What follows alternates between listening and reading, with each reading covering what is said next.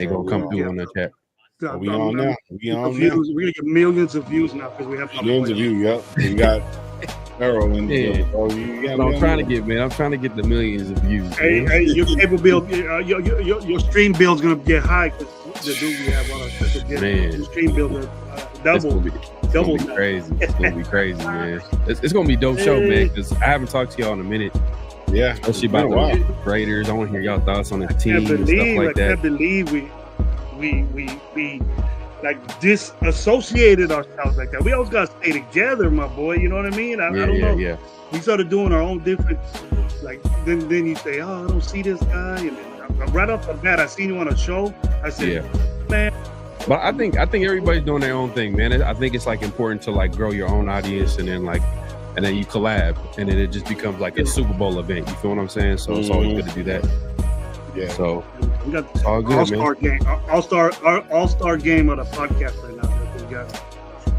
Man, I'm over here with some legends right now, man. I got Gabe gets there. They're gonna be really tight. You know what I mean? Gabe finna pull up, man. It's gonna be crazy, man. Yeah. Speaking of Gabe. Speaking of my dog. Speaking of my dog. Right here. Look at that smile, dude. He's all happy. Like, he must have won some money today. You want some money today? Rodgers must be winning. The Lakers must be winning. Oh, the Lakers in 5. Lakers in 5. AKC, KFC, UFC, Lakers in 5. Lakers in 5. They're gonna lose to the Kings in the playoffs. Yeah, they had already quit. I guess secured the third seed. So they nobody played today for the Lakers, but they're meeting against Minnesota in the first round. That's crazy. Yeah. Okay. A Luka move, man, changed everything. Lakers in 5. Lakers doesn't matter, bro. Lakers in 5. The Lakers are gonna get swept, and Lakers gonna get swept. Oh man, hey, that's crazy, man. I would have never thought that the Lakers would have finished. I think they finished with the third seed. The third seed. Yeah. Third seed. That's wild, man. Mm-hmm. And then you got obviously that's how they got the best player in the league right now. That's why they traded for the best player. And I think Redick is a good coach, man. Yeah, he is. He is. Yeah, he is. I was kind of like, I seen the podcast with him and Braun and shit like that. And when he was talking, I'm not saying I remember watching him in college, but then just like you seen him talking, and then when you seen him like kind of like, I was like, is this guy for real or is it just some bullshit? But no, you see it, bro. Like he don't give a shit. Like he knows the game. He knows how to play it, knows how it needs to be played, and he don't give a shit to media, nothing. He just because he already knows what the media is, so he's kind of like, man, fuck that. Let's just run it. You know what I mean? And I like that. We'll see, man. Playoffs start next week, at the end of next week. So we'll see. Yeah, it's gonna be tough, man, because like 7-game series, you get exposed. Whatever your weakness is, they expose you in a 7-game series. So Sacramento Kings about to expose the Lakers right now. And I don't think the Lakers don't got a big man. Do Minnesota got a big man? Yeah, they got a big. Yeah, Rudy Gobert. Rudy don't really. He's not really an offensive threat. He a live threat. They got Rudy and Julius Randle. Yeah. Bonus get at you with. Yeah. They got some bonus. They still got Ant. See, I'm a Kings fan, Phil, so I'm saying it's a bonus. You a Kings fan, man. DeRozan hitting threes all day. You still crying about 2002, 2001. Robert Ory hitting that game winner. You know what I mean? Still am fucking Robert Ory, man. I hate that bitch. I hate it. That's the last time. To be honest, that's the last time the Kings were really good. You said what? That's the last game. They're right there. They haven't done shit after that. They haven't. They haven't done it at all, man. I just like how it's going to be a good because they're all the records were tight from 2 to 8. So it's going to be a good playoffs. It's going to be a good Western Conference playoffs. That's for sure. Yeah, I'll be lying to you. If I've been paying attention to the NBA season, I've been like locked in with like NFL and stuff like that. But Playoffs is when I really kind of like, all right, let's see what the teams are. But you keep tabs. You know who the good teams are and who's been playing well. You know, stuff like that. But yeah, we'll see. Guys, we're not talking Lakers talk. We're here to talk some Raiders shit, man. Welcome to Raider Nation Live. Yes, sir. Raider Game 420. And if you don't know, now you know. This is the homie Farrell NFL. If you don't know his channel, you should. Part of the Raiders, a part of this whole Raider, you know what I mean, community and stuff like that, man. We've been knowing each other what 3-4 years now. 3-4 years? Man. Yes, like sir. Just hit and miss, like you know what I'm saying. I know you guys. What was it? Fucking that football game that was like 3-4 years ago, and then we kind of just been fucking around. Yeah. So. Yeah, I mean, we seen each other at the first game of the season. First game of the season. Yeah, Charger game. You and Severe was at the Charger game, huh? Yeah, we that game right there. That was that like hot ass day, bro. Yeah, hella hot ass day. Remember? I was sweating my ass off, bro. That shit was like, that game was fucking death, yo. I really don't understand that stadium too. Like to this day, I'm like, damn, what are they? I don't know, man. Supposedly they didn't put air conditioning because they were counting on the air breeze from fucking all the way from Long Beach. I don't know how the fuck they expected that. It's like over like 30 minutes away. I don't understand that point of view, but like they thought that was supposedly going to be like that air conditioning for it because the air ventilation, but that shit don't do nothing, bro. That shit was like a greenhouse. They went for looks instead of like trying to prioritize like actually a stadium. $5 billion, bro. $5 billion stadium. And Raider Stadium, the Raider Stadium is still that's the best stadium I've been to. For sure. Football stadium, but I've heard Dallas is like a great stadium. I want to go there. I do want to go. I've never been, but people be saying like that's the best I want to go to Minnesota Stadium. I heard Minnesota and Atlanta Stadium is pretty nice. The Vikings. I really want to go to a Seattle game. I'm mad I didn't go to that Seattle Raiders game, bro. That would have been classic. But I heard, just the fans, going crazy.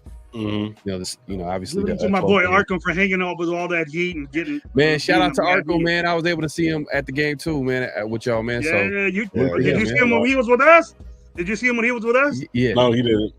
He already made it through. He made it through the other end. That's my boy right there. That boy's legend. Shout out my boy. You don't know the story yet. Farrell don't know the story yet, do you? We don't need to talk about Arkham. Yeah, the legend of Arkham Raider, bro, is fucking classic. But if Arkham got to be here, man, so he can speak for himself, bro. Let Arkham speak for himself. Yeah, exactly. Arkham. All right, man. We're gonna get to the chat real quick, man. We'll get into it, man. There's a bunch of shit we're talking about. Are we doing the mix mock draft? I think we're doing a mock draft live because I don't know. Okay. Greg was making I brought it up, man. I thought last time we had my boy Farrell here that he picked something about tight end. He kept saying, and I was getting mad. I was saying, Farrell, we don't need no fucking tight end. He kept saying, we need a tight end right now. And I was like, hey, for everybody watching, bro, he was right. He was right. Gravy's on one right now, so he don't, you know what I'm saying? He's making stuff up, but I was shocked at everybody that.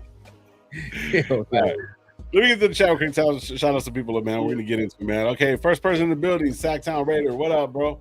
Raider Mike, man. Hopefully you're having a good one, bro. I mean, hey, you're here on Sunday with us, man. So you made it through the weekend. Hopefully everybody had a good weekend, man. I did. It was nice. You know what I mean? It's still nice starting to get warmed up. So I heard it was like 104, like out there in fucking like LA somewhere. Yeah, like in Coachella and like in India. Well, I was working in India last week and like the end of the week, bro. It was 100 and it was about over 100 degrees over there. Jesus, man, crazy, man. Coachella was this weekend too. Coachella was this weekend, and people were going through hell over there because that's the desert, bro. That's the middle of the desert. Yeah. It's over 100 degrees right there already. Yeah, I mean, it's supposed to cool down though. Supposed to cool down this week again. So crazy weather. But yeah, shit. I'm out here in the Bay Area. When he gets to 780s, bro, I'm sweating bullets, man. So I don't know what will happen to me in 100-degree weather. I don't know. Yeah, I can do it.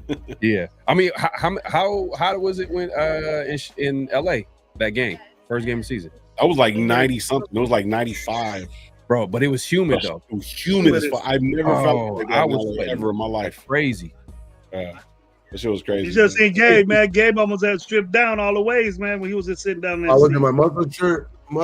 I was muscle shirt. Yeah, down to my muscle shirt for sure. Yeah. Now that's one of those games that you need a towel. You've shown. Yes, I used my fucking. I used my I had like a muscle shirt. Yeah. And then the fucking, then the shirt over. So I used the shirt basically as a towel, dog. I was like, fuck this shit. You had to, bro. You got to do what you had to do. Hell yeah. Yep. All right, we got SoCal Sound a bit. What up, man? Hopefully you guys having a good one. Loon's in the building. My God, man. Salute, what's man. Up, Loon? Raider Allegiance, man. Yep. Fucking Loon, man. Shout out Loon, bro. Hey, man, if you guys don't know, Loon got TikTok. His TikTok's going to blow up. So he got the little shorts going and shit like that, man. Go support Loon, man. Shout out to Loon, man. Good doing work, his thing, bro. Man. Yeah. He was nice to be out, man, in the building. Hey, but I was camping and shit. I was camping when he invited me. Sorry, Loon. Oh, yeah, you went camping this weekend, huh? Salute to Rose Town, man. Appreciate you coming through. What's up, Rose Town? Yeah, shout out Rose Town. Who else in the building? Myra G. What up, Myra? Shout out Myra. Shout out Raider Crusaders and Lorenzo, man. You guys did a great I gotta show do this real quick, man. Just real quick, man. I just had this. I gotta get that goddamn thing, bro. Like, so when baby's wrong, I can go. What happened? What I do now? I didn't do nothing. No, you know, talking shit. But yeah, Myra, man, appreciate you, man. I see Myra traveling the world. You know what I mean? Queen of the tailgate. The queen of the tailgate. Yeah. Shout Steve out to Malone in the building. Orlando, what up?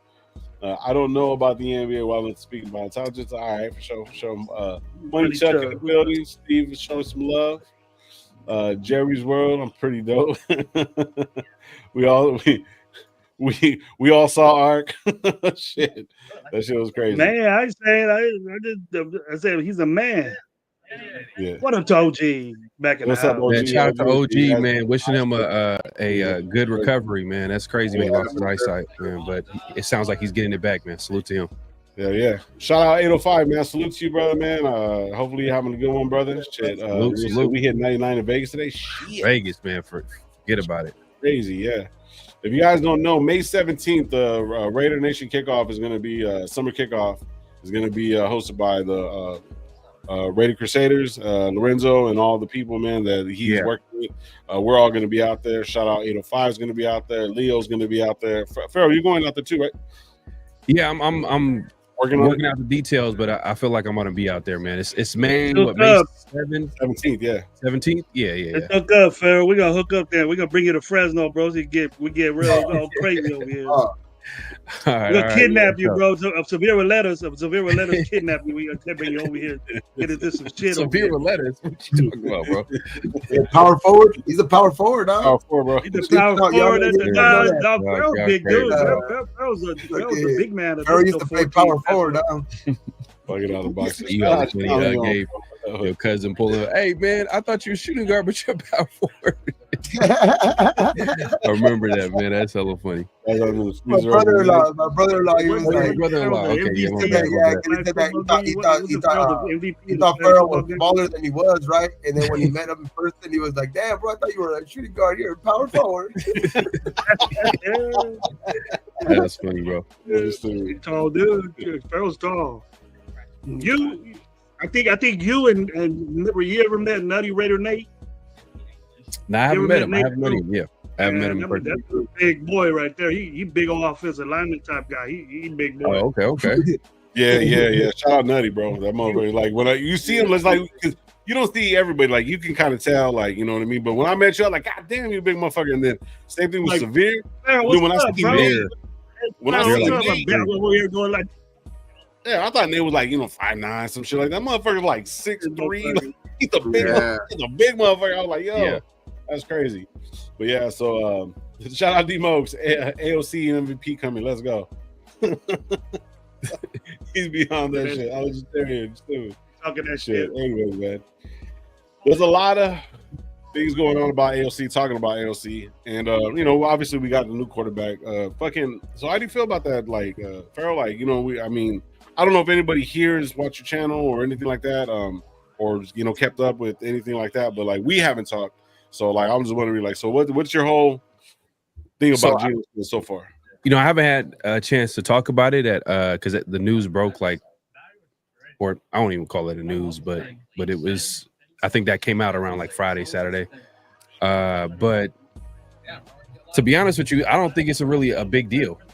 I think it makes sense. It's a new regime. I mean, AOC really, he's not really part of this regime. He, if they have other plans at quarterback, I feel like we all feel like they're gonna at some point get a young QB.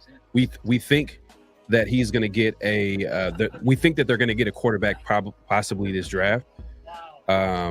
Especially, I know y'all seen that Geno Smith contract. That's not stopping them from getting a young QB.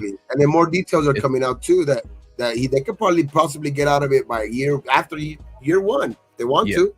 Yeah. So, and just think about all we've heard this entire offseason about players on the trade block. Zamir White, probably not going to get anything from him.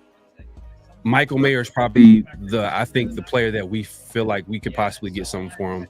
And then AOC now is a guy that we heard. And that's real because we're hearing that from like Vic Tafer, the Athletic beat writer. He was the one that is implying that, the Raiders are going to be shopping him at draft day. We'll see, man. If the Raiders can get any type of draft capital, I'm all for it because we need the help.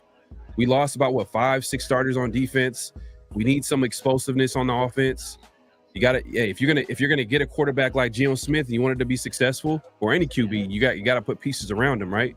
So I think we need the draft capital, and it makes sense to me. I'm not really crying about it. I know there's probably some fans out there that like AOC and they want him to stay and all that type of stuff. But at the end of the day, like, does he really fit what Chip Kelly wants to do on offense?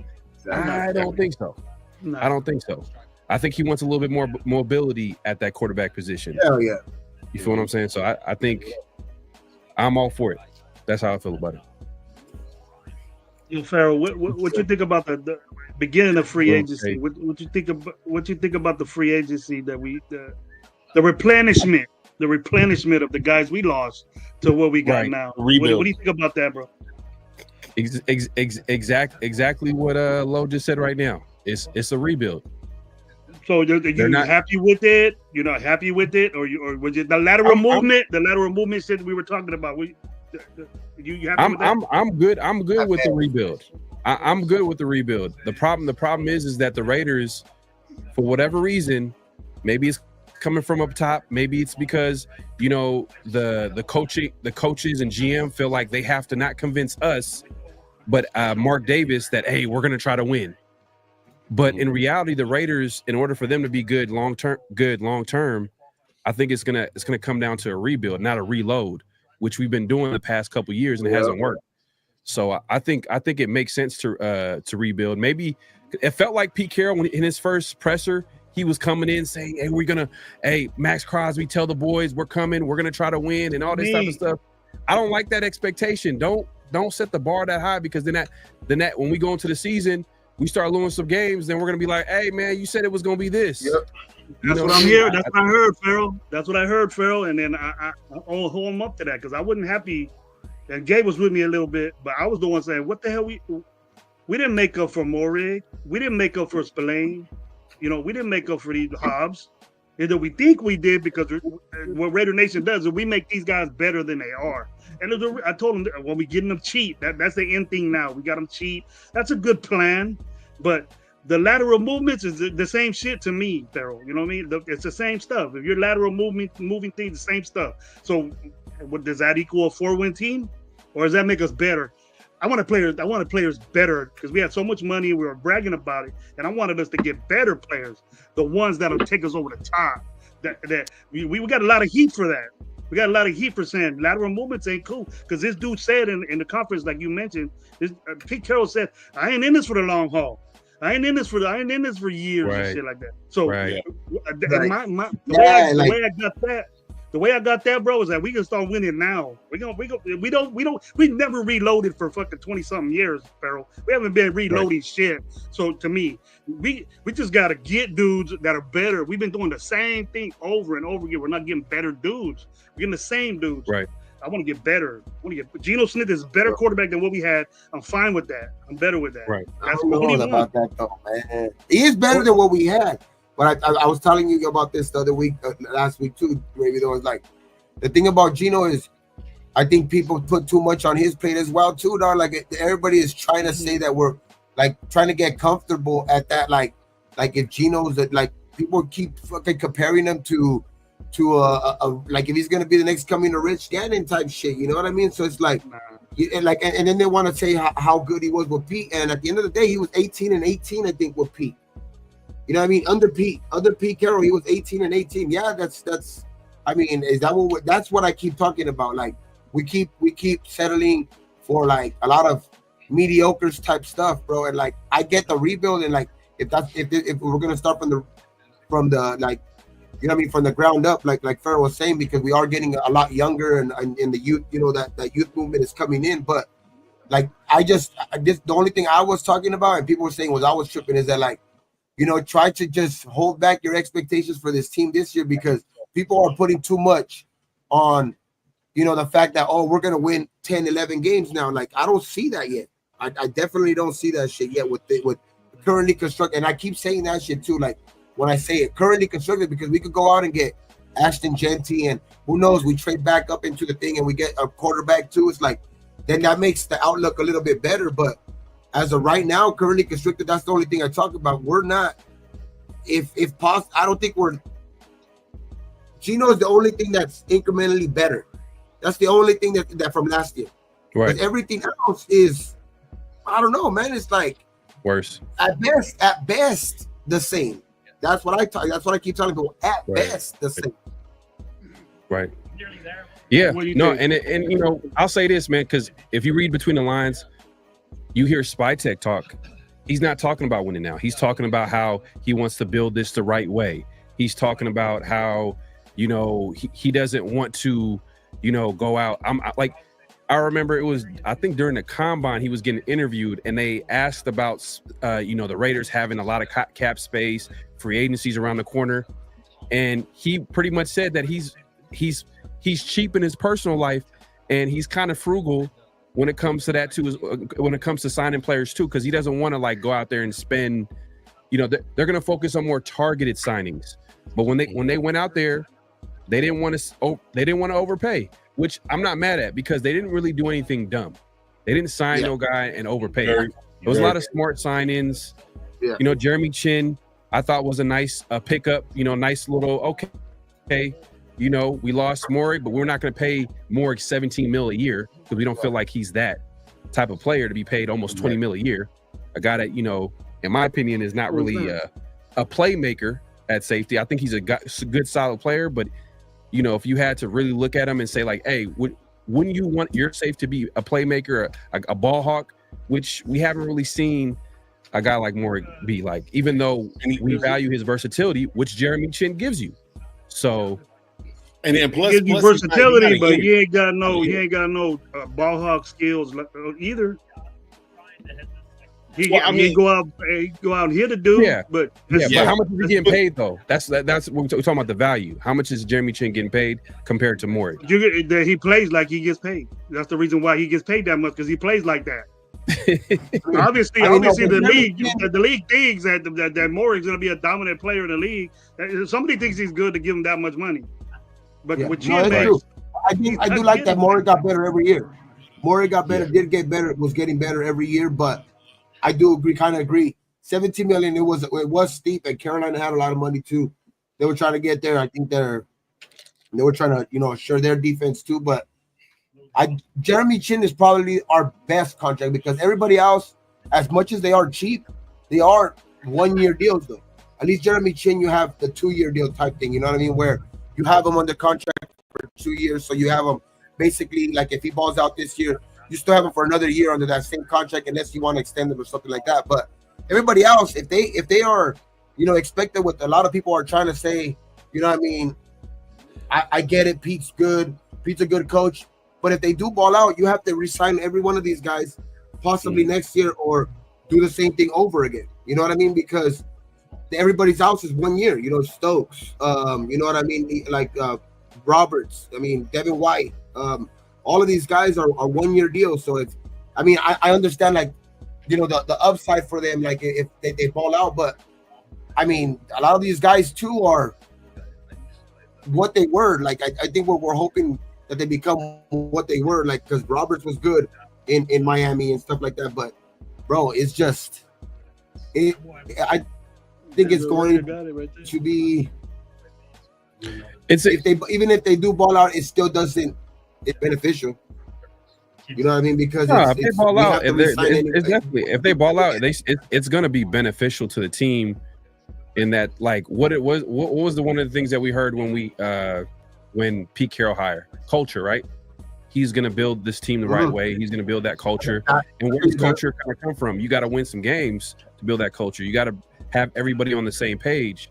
So if they come in and play well, then that's part of building that culture. And maybe some of those guys might get re-signed because they're part of that culture. They're part of that team. Spytech. And this always happens when a new coach, a new GM comes, they're going to want to get their guys in the building. Yeah. So this is not nothing new. So they want to get their guys at their price. And just think about, all right, let's put it this way. Think about where the money went. Where did the money go? What was the first thing that money was? It was spent on guys like Max Crosby. Smart. Yeah. You know what I mean? Get the best player his money. And freed up some money as well. It freed up money as well. Right. And then what else happened before free agency? They traded for Geno, right? Geno, yep. Yeah. They traded for Geno. A lot of that money went to Geno. Signed Adam Butler. And they re-signed Adam Butler. Smart. They signed who? Kuntz. Smart. Yeah. I can't get mad at like the moves that they made.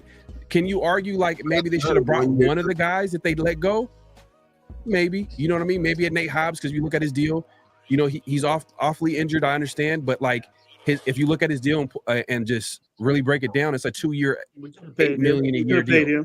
Yeah, they could have paid him. I just think it wouldn't hurt the team. It would not hurt the team. But like I said, even with the linebacker now, you still could have, I think, re-signed somebody like that. If you pair up Spillane with the backers that we got, which I still think there's iffy with Devin White, because you know he still got to get back to what he once was too. I like Roberts, you know what I mean, but I kept talking about he's a certain type of player where you need other type of backers to kind of complement his type of game, where you have other backers to play on third down. You know what I mean? Not the running downs and stuff like that. So it's like, and that's why I think Spillane would have been perfect still in this type of, even with the backers that you did pick up, because we needed help there anyway. Yeah. So like Spillane would have still been a good, you know what I mean, re-signing. But I mean, that's what it was. That's what it is. But like, I think we do have to address still in the draft linebacking position for sure. I mean, shout out to Artie, man, but you know, Hobbs when healthy, that's the key. I think that's the biggest thing on Hobbs is health. I feel like he's one of the best nickels in the league. You know what I mean? But that's just me. Hobbs could cover anybody. I mean, Hobbs could cover a tight end. Hobbs could cover a running back. We'd have no. You know what's crazy? Gravy is. I forgot who was getting interviewed on the Raiders. They asked him who's the fastest player on the team, and everybody was they expected him to say like, "Oh, Trey Tucker," and you know, whatever corner was Nate Hobbs. They said Nate Hobbs. I was like, damn, Nate Hobbs, the guy that great athlete, bro. Great athlete. Wow, bro, at his size to be the fastest player on the team, but man. I was talking about last week. Though, I still for sure. I don't know why. I think there's gonna be.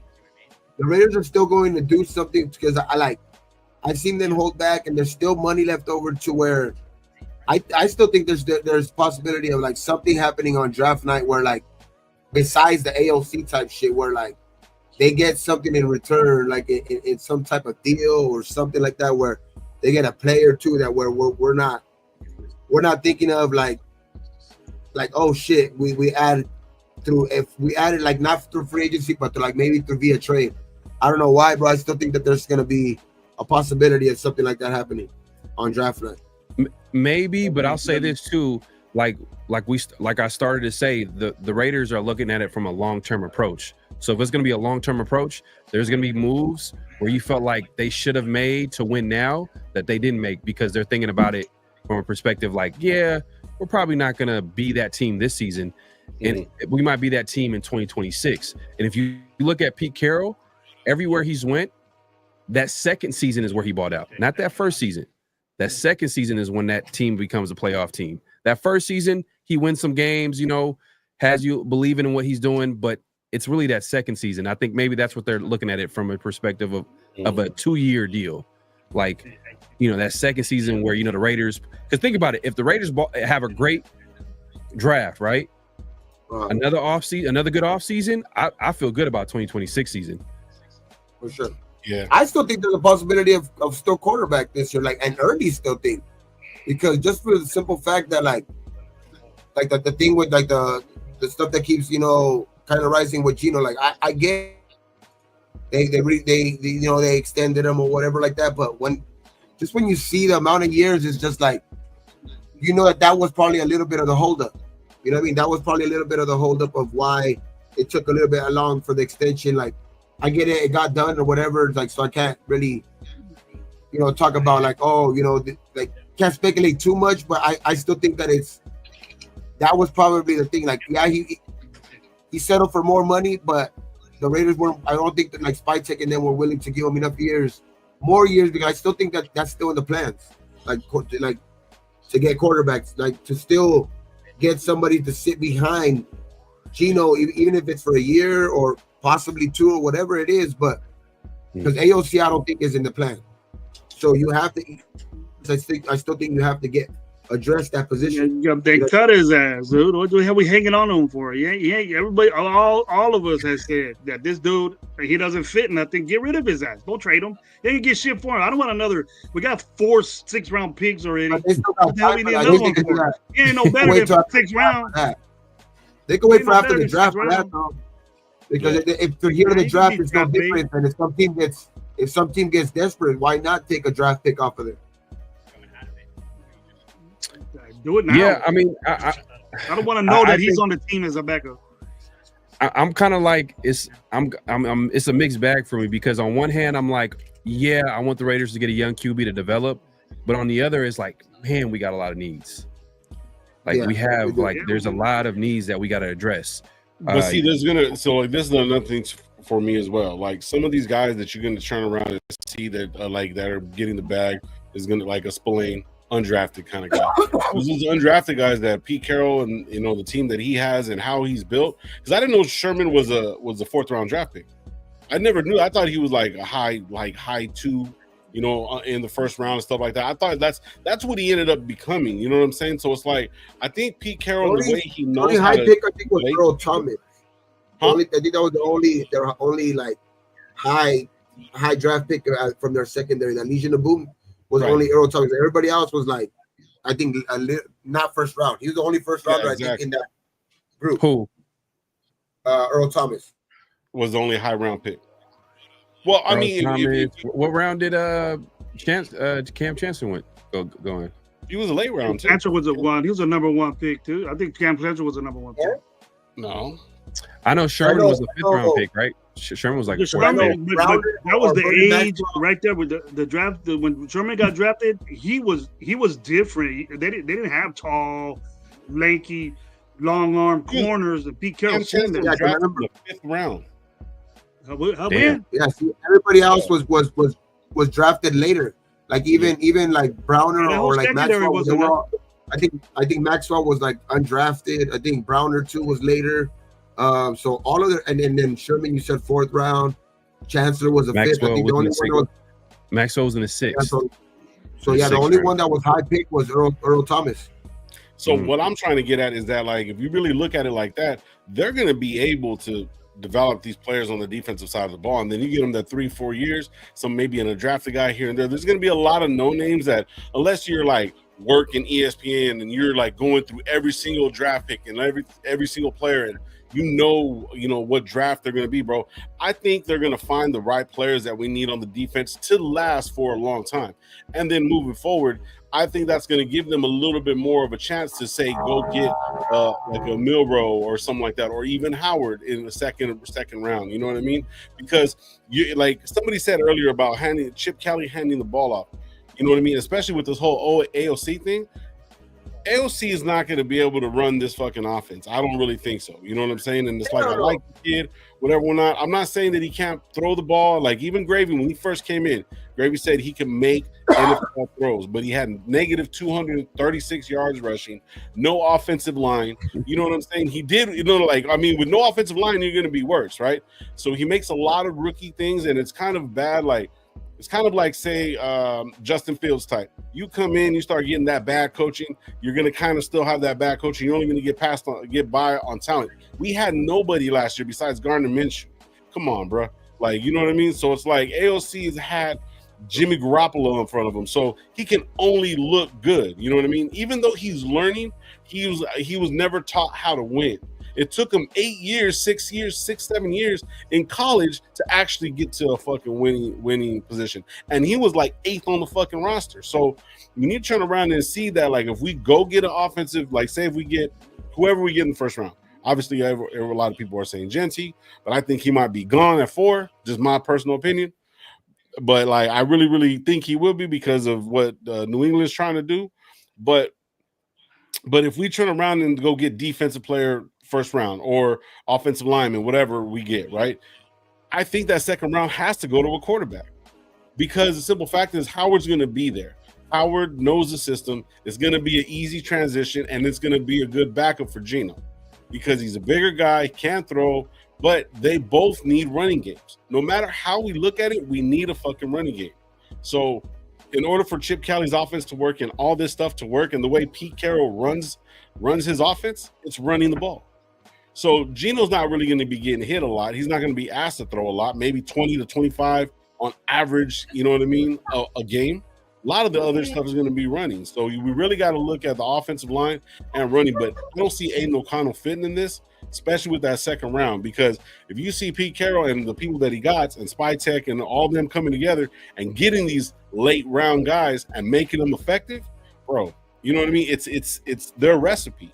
That's the way they're going to do stuff. You know what I mean? So there's so many different ways to go. I'm just on the outside looking in. You know what I mean? Because that's kind of where you see a lot of the players in the second and third round become great players. It's a higher percentage than in the first round because there's so much like look at Tyree Wilson, for example. Nobody knew what the fuck Tyree Wilson was, you know what I mean? And he's not playing to his potential at all.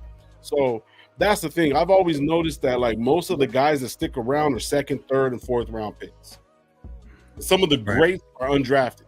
So that's our problem. That's our problem, bro.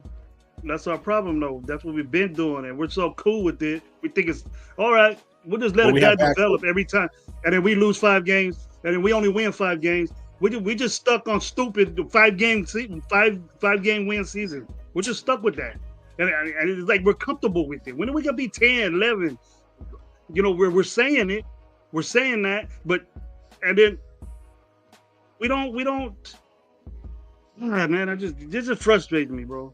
Here's the reality. We're happy with winning 6, 7 games, and we overachieved. When we gonna beat a 10-win season, 11-win season, guys? When we gonna do that? That's the problem, though. Like because consistency, stability. You know, having the right people running the show, meaning picking the right players. Hopefully, Spytek is the guy. Hopefully, I mean Pete Carroll. I was critical. Pete Carroll, the hire. I've since kind of bought in just because like we're seeing the value of having Pete Carroll. Like you can see a lot of the respect that he commands. The fact that we got Geno, I don't think we'd have got Geno to come to the Raiders at the price that he came in. Like his deal was a team-friendly deal, and that's because a guy like Pete Carroll's in the building. And then as far as just the reality is, I was going to say is that we're not going to be able to address all of our needs all in one offseason. Nah, it's not going to happen.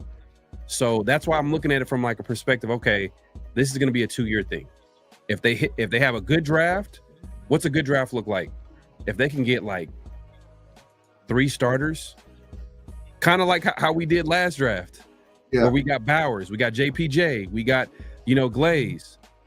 If we can have another draft where you can get.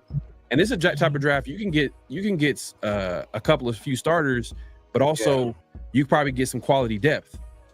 And as far as a quarterback, I want to touch on that real quick because at the end of the day, like how I felt last offseason is completely different from how I feel this offseason. Tell me how. This last offseason, I wanted the Raiders to get a quarterback. Like, oh yeah, we picked up Minshew. Okay, we got AOC. Okay. Still, we got to draft the QB. Like we gotta add a little bit more with a higher ceiling to the. We got to add another quarterback to the mix. but they didn't do that. And look how last season went. It just felt like a wasted season. We didn't. What did we develop? We didn't develop nothing at that quarterback position. And then now you look at this time around.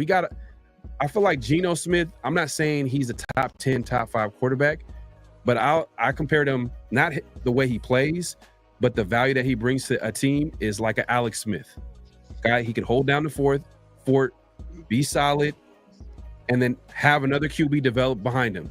Now the thing is, though, we got all these needs. Do you really want to pick a quarterback in the first round, the second round with all these needs?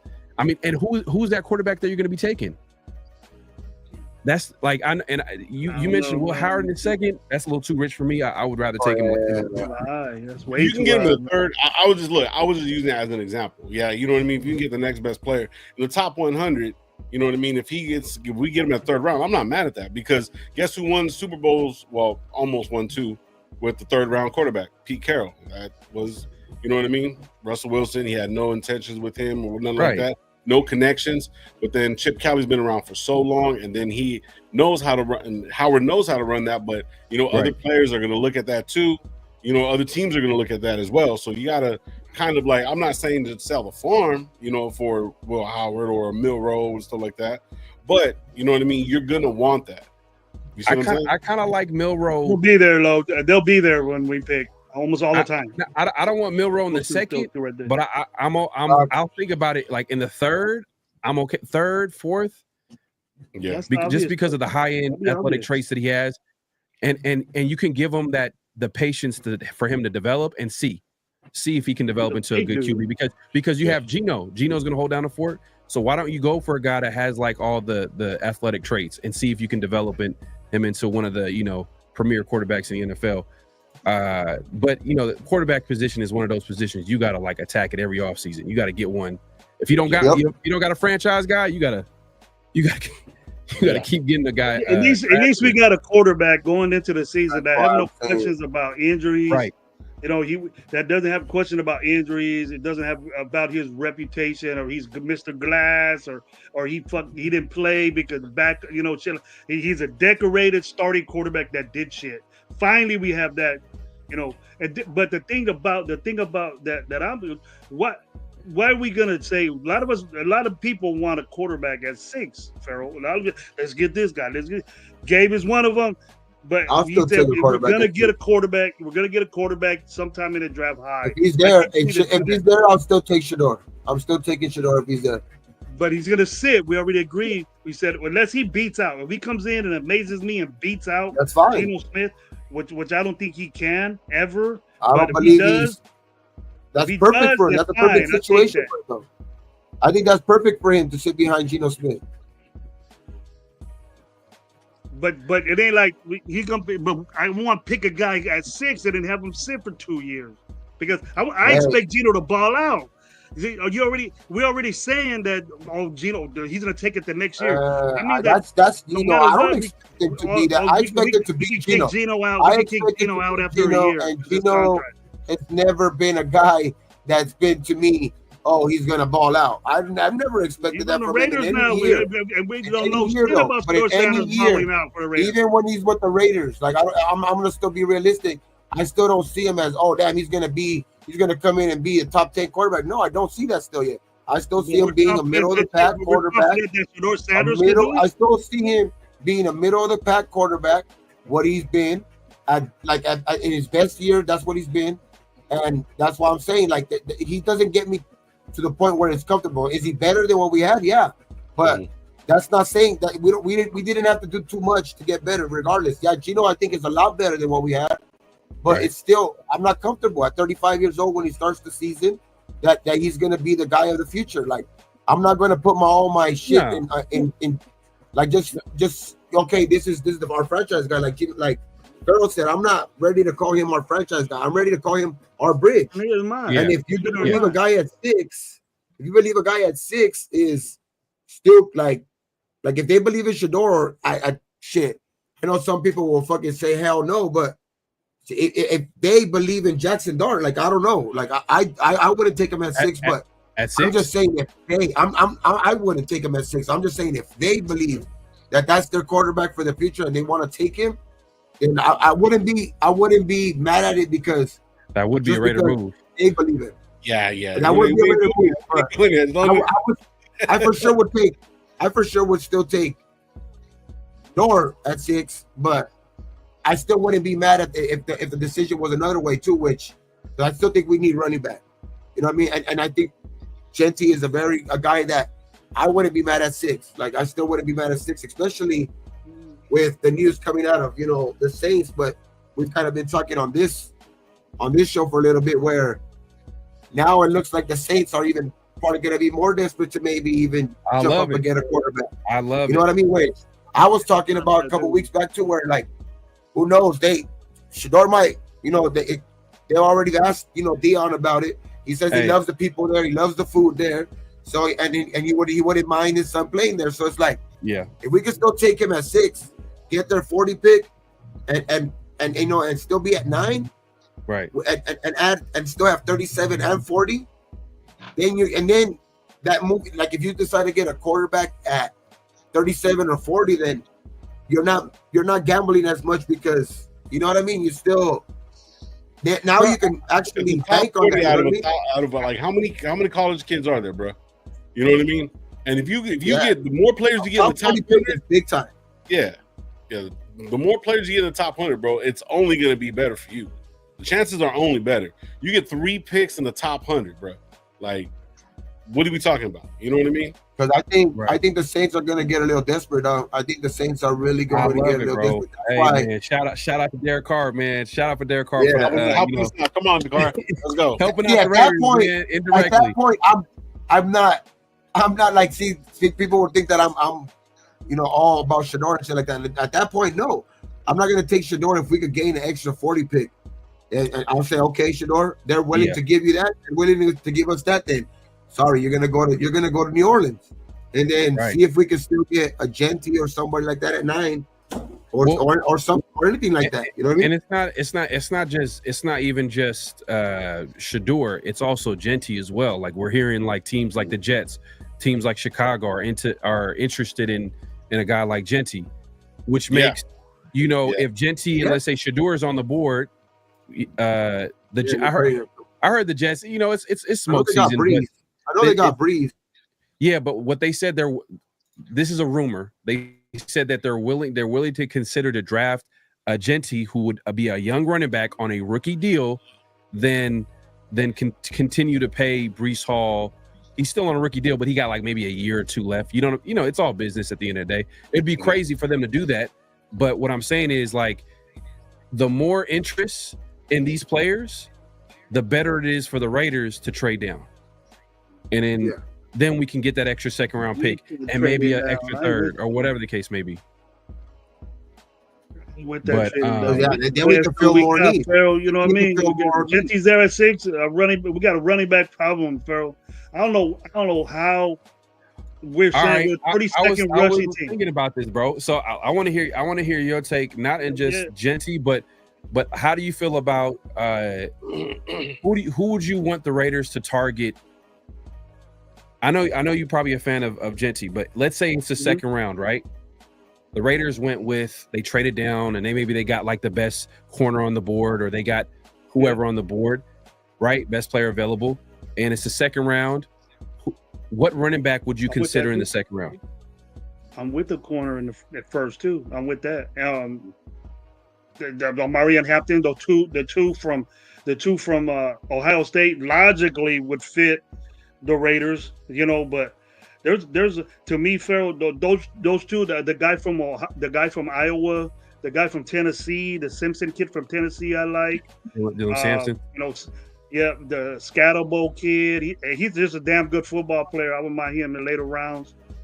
He's just a damn good football player, and you need a guy like that on the team. Just guys like that make an impact real quick. I know, and me and Gabe have said this, and Lowe. I don't know if Lowe had an opinion with Genty yet, but I know he knows he's good. But it's obvious, Farrell, because we're the worst running team in the NFL.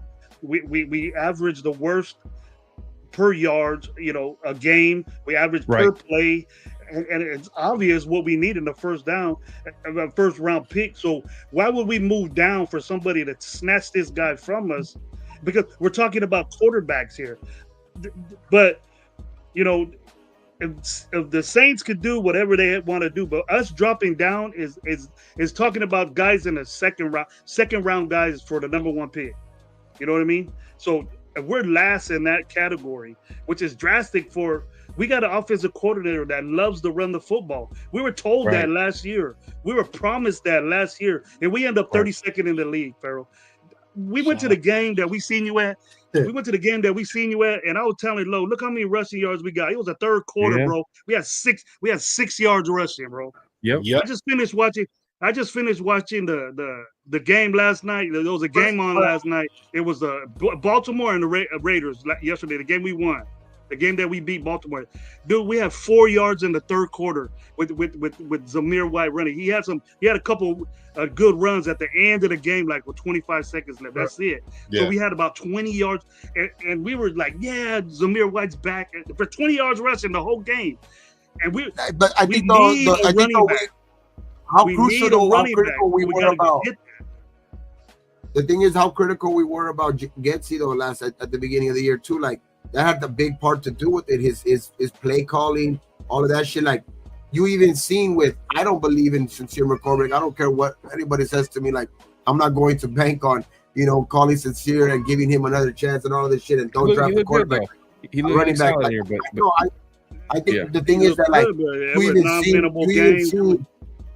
the thing is that you even seen with him, like with the different play calling and like just getting a little bit more creative with Turner and stuff like that.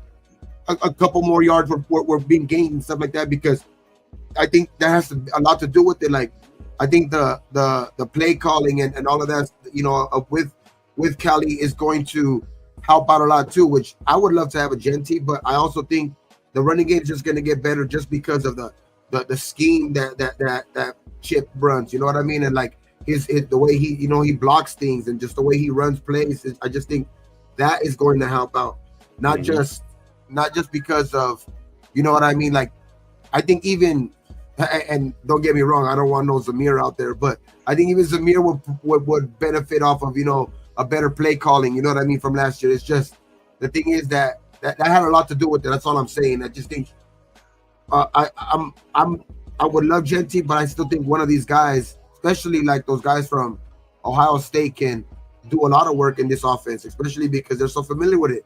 You know what I mean? Right. And I think Zamir also, I don't think he's a zone runner. I think he's a guy that probably fits more in a gap power blocking scheme. He ain't even a gap runner. He ain't even a gap runner, bro. Well, we've seen it a little bit. Well, look, a little bit late in the year. Yeah, that 2023. 2023. Those 4 games, last 4 games of the year. Yeah, he had 140 against Kansas City. You know what I mean? He had like 145 against Kansas City, which. And then the Raiders end up bringing Lou Getsy, and they changed the whole blocking scheme to his own scheme. And then, but the thing is, I agree. I don't think we should bank on the Sincere McCormicks or the Zamir Whites. Yeah. We should go, in my opinion. Like I've been saying this all offseason, I feel like we should double up at the running back position. But that being said, that might not, as of right now, that might look like a luxury because of like, think about like, all right, think about what we need. We need a wide receiver. We need a linebacker, a coverage linebacker, in my opinion. A couple of corners. You can argue we need a nickel corner. We need an outside corner. I would say we need a nose tackle. We probably could get that later, but still, we need that. You could argue that we need a guard. Like these are all positions that we need. And we just talked about quarterback. We want a quarterback to develop. That's another, so it's like so many things so many directions the Raiders can go. But I would say in the second round is where we would think about like taking a running back. I feel like that's perfect. You can get a really you can't get a guy like Genty, bro. You're not gonna get Genty. There's a big gap between Genty and Hampton. Everybody's saying Hampton's one. Genty and Hampton 1-2. That's what we're saying. There's a big gap. I think that would be the perfect scenario. That's why I keep talking about that scenario where that would be the dream scenario where if the Saints move up to go up and get 6 and get Shador, and then Genty's still sitting there at 9, to where we gain an extra 40 picks still, where we can still get more needs. We can still get those running, like we can still get some defensive players in the top 40. You know what I mean? You get 37 and 40. I still think you could add impact players at that range. You know what I mean? 37 and 40 is still really high. You know what I mean? Day 2 of the draft. So it's like, I think that would be a dream scenario right there, because you would for sure get the best running back for sure. Like, as much as I like the other running backs, you're getting the best running back. And if you could add on to that, you get their second round pick. I think that's the best scenario. But like Farrell said, there's other teams that might still jump in at 7 or 8 before you even get to 9 to try to get Genty. So that's why it's a dream scenario if he's still sitting there at 9. To get him before us, bro. They want the people that want to jump up to get Genty at 3, 4. But I think Genty's gonna be gone at 4. What I mean is, Gravy, you would take him though if you can, if you can, you wouldn't take the risk of still trying to get him at 9 if he's there at the 6, and you I would still try to take the risk at 9 to gain that extra 40 pick. I would take that risk. Like, if not, I would still take best player available at 9, because I still think there's a lot of other players. I still think there's a lot of other players you could take at 9. But if Genty is your guy, I would take the risk still to take him at 9 and hope he's still sitting there and to gain that extra 40 pick. That's a big hope. All right. That's a big hope. You can't pass up extra 40 pick though, like extra 40th pick. It's not even just that, bro. It's not just. First of all, I want to say this is that trade down is the number one thing that the Raiders should do. They need to get more picks. I feel like getting another second rounder or even a possible second round and a third round, we got to do that. I would do that instantly in a heartbeat. I feel like we can get a good player, and then we can still get a good running back in the second. But my thing is it's all about value. Like, I understand Genty's a great player, right? We understand that he's a great college prospect coming out, but the value of Genty won't really help the Raiders as we're currently constructed. So look at, like, for example, where a good example is Saquon, right? Saquon, when he came out, one of the best prospects to come out in how many years? Saquon went like top 3. He went in number 3 or number 4, right? He goes to the Giants, and what did the Giants do? They didn't do anything because they weren't a good football team. But guess where his impact was, guess where his value and impact was felt? It was with an Eagles team that was already set in other positions. A good O-line, good D-line, good secondary, good quarterback play, good wide receivers. So you put in a talented player like a Saquon, you see the value of him. Like, now everybody calling him, he's the best player in the league. He rushed for 2,000 yards. You see what he did for that team. But the Raiders right now, we're not there yet. We're not there yet. So we were last. We were last in the NFL in rushing, bro. But it's not like Genty. It's not like Genty, and everybody else is trash. There's Genty. There's Amari Hampton. I'm not saying that. But if there's the best, this dude is being. Everybody's saying. Everybody, professional dudes are saying this guy's the third best player in the draft. The third best player in the draft. So. Nobody's answering my question why we should not pick. We'll drop down. I would take him. I'm not lying. I'm with double dipping running backs. I'm with double dipping running backs. I'm with that. The only other offensive line or corner would be the best. We could say of Saquon and bring up Saquon that he got with a better team. He went to a shit team because he was the best player, and the same thing's going to happen to Genty, just lower. I just think though that the Giants were a little further away though, because like we said, like I think you build a foundation. They were a bad team. They built a foundation this year. Like, how are the Raiders not a bad team? We won 4 games. No, what I mean is, like, say you have Geno, because I think Geno is a better situation. The reason why we lost those games is because our running game, dude. Obviously, the Giants didn't get the hit either. It wasn't just running game. That was one of the issues. You saying that's the only issue? Well, we had issues too, but it doesn't say, "Hey, go get the best wide receiver out there." Quarterback play, but he's not the best wide receiver in there, dude. He's not the best. That's the third best player in the draft. I don't know what makes that not an obvious choice. We want to trade back to get someone lower rated. Genty for sure. Like Genty wants. I mean, Gravy wants. I'm still with. I still think there's a lot of possibilities. Like I wouldn't be mad at. That's why I'm saying I wouldn't be mad at a lot of picks. like a Shador, like a no, I'm not Genty, expecting the Raiders to do that, bro. I'm like just saying, even obvious. I wouldn't even be mad at an offensive lineman like Will Campbell. Like I wouldn't be mad at a lot of picks. Me neither. At 6 is just that. The thing is that like Renegade. I'm not gonna be set on one guy like either because like Farrell said, we have a lot of holes. We can use a lot of these guys. And this is not a situation too. And it's not a situation where we're looking at like the running back class and we're like, man, it's Genty. We can't pass on Genty because there's no any other. It's a weak running back class. No, this is probably the best running back class that we've seen in the last 10 years. Like we haven't seen a running back class like this. Major drop off from Genty is major, Farrell. We thinking that there's because there's a bunch of good running backs that were in college that these guys are going to change. No, that's what I'm saying. Genty's next thing you know, if these guys don't work out, we're gonna say, oh, they need to develop. They need to get the offense. Fuck all that, Farrell. They need to start up on the jump and get busy, like Aston Genty does. He don't play around. He don't mess around. People ain't saying this dude's the best player of the draft for nothing. Get the dude. But Genty, like that's what I'm saying. Genty's in that same class with a lot of these players. Like I wouldn't be mad at 6. I don't like. I still think he's that good. Like, is there other running backs that I would still be okay with if we still hit on a impact player in the round 1 and we get another running back down the line? Like, I still think that we could be helped in both categories. Like, that's why I wouldn't be mad at Genty at 6, but I wouldn't like. There's a lot of ways that we can go where we can be good still, Gravy. Like, I still think that there's a drop off, but there's also maybe Will Campbell from another tackle. Like if you get him, or like off from say you want to get like a linebacker. You say you want to trade back and get a linebacker, which I don't think there's guys like a guy like Jalen Walker that you're going to be able to get in the second round. I just think there's different players that if you're going, I even think Will Johnson. We need a corner. Will Johnson at 6. I wouldn't mind that. Also, you got to look at it from this perspective too, because GMs, we look at it from like, oh, we should get this player. Sometimes they make decisions based off value financially, because everybody in the top 10, I think they get like at least like $6 million a year.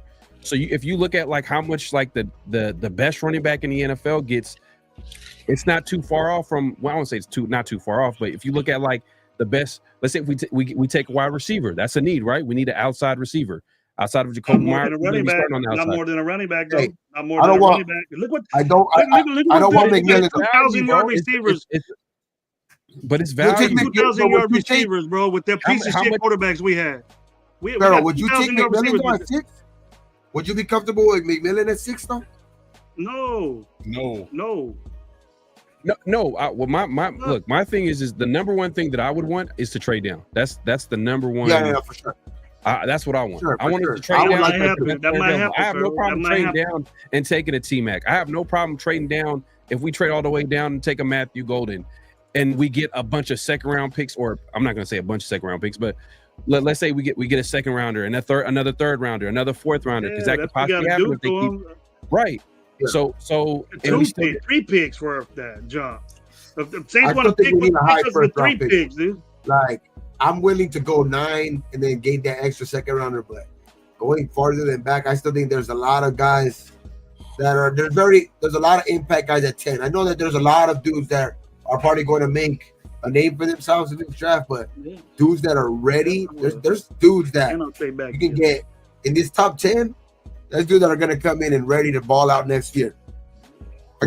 Like in this top 10, like Travis Hunter, bro, like I don't see him falling, but like, you know what I mean? Like, there's just dudes that are special in this draft, bro. Like, and it's just, if you could get your hands on any of them at 6, bro, you cannot pass up. Like fuck trading down. Like, if you can get your hands on any of these special guys, because some dumb teams are, you've seen it before in drafts before where they don't take that special player for I don't know what reason.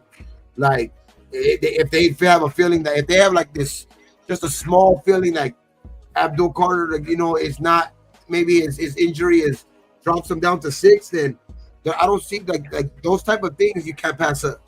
But just look, look how the Eagles like built their team. All right, just look at the Eagles, right? Year in, year out, they put all their resources on premium positions like cornerback, like running back, wide receiver, quarterback, whatever the case. all those premium positions that get paid. If you look at the top 10 players, they in a draft, they get paid like an average of $6 million a year. The top 10 running backs in the NFL make an average of $12.5 million. So it's a $6 million difference. This is where value comes in. Imagine taking a wide receiver in the top 10. He's making $6 million. Guess what a top 10 receiver in the NFL makes? $31 million. 31 million, yeah. It doesn't mean that the dude that's in the draft is going to do that. Money matters too. At the end of the day, too. Like that's how the NFL works. Like they look at money when they make their decisions. We're gonna be this little cheap ass team like we are right now. We're gonna be on a budget. We got $120 million and we're on a freaking budget. What's up with that? We gotta save money, put it in the piggy bank. We're just not there yet. Is what I'm trying to say. Is like we're not there yet to take luxury picks with at a premium draft position. Like think about the Lions, right? The Lions they're ready to win at the time when they got Gibbs. They're ready to win. At that time they were a playoff team and they took Gibbs in the top 10. They can do that. We're a 4-win team. The Raiders are a 4-win team and they got a whole bunch of holes everywhere.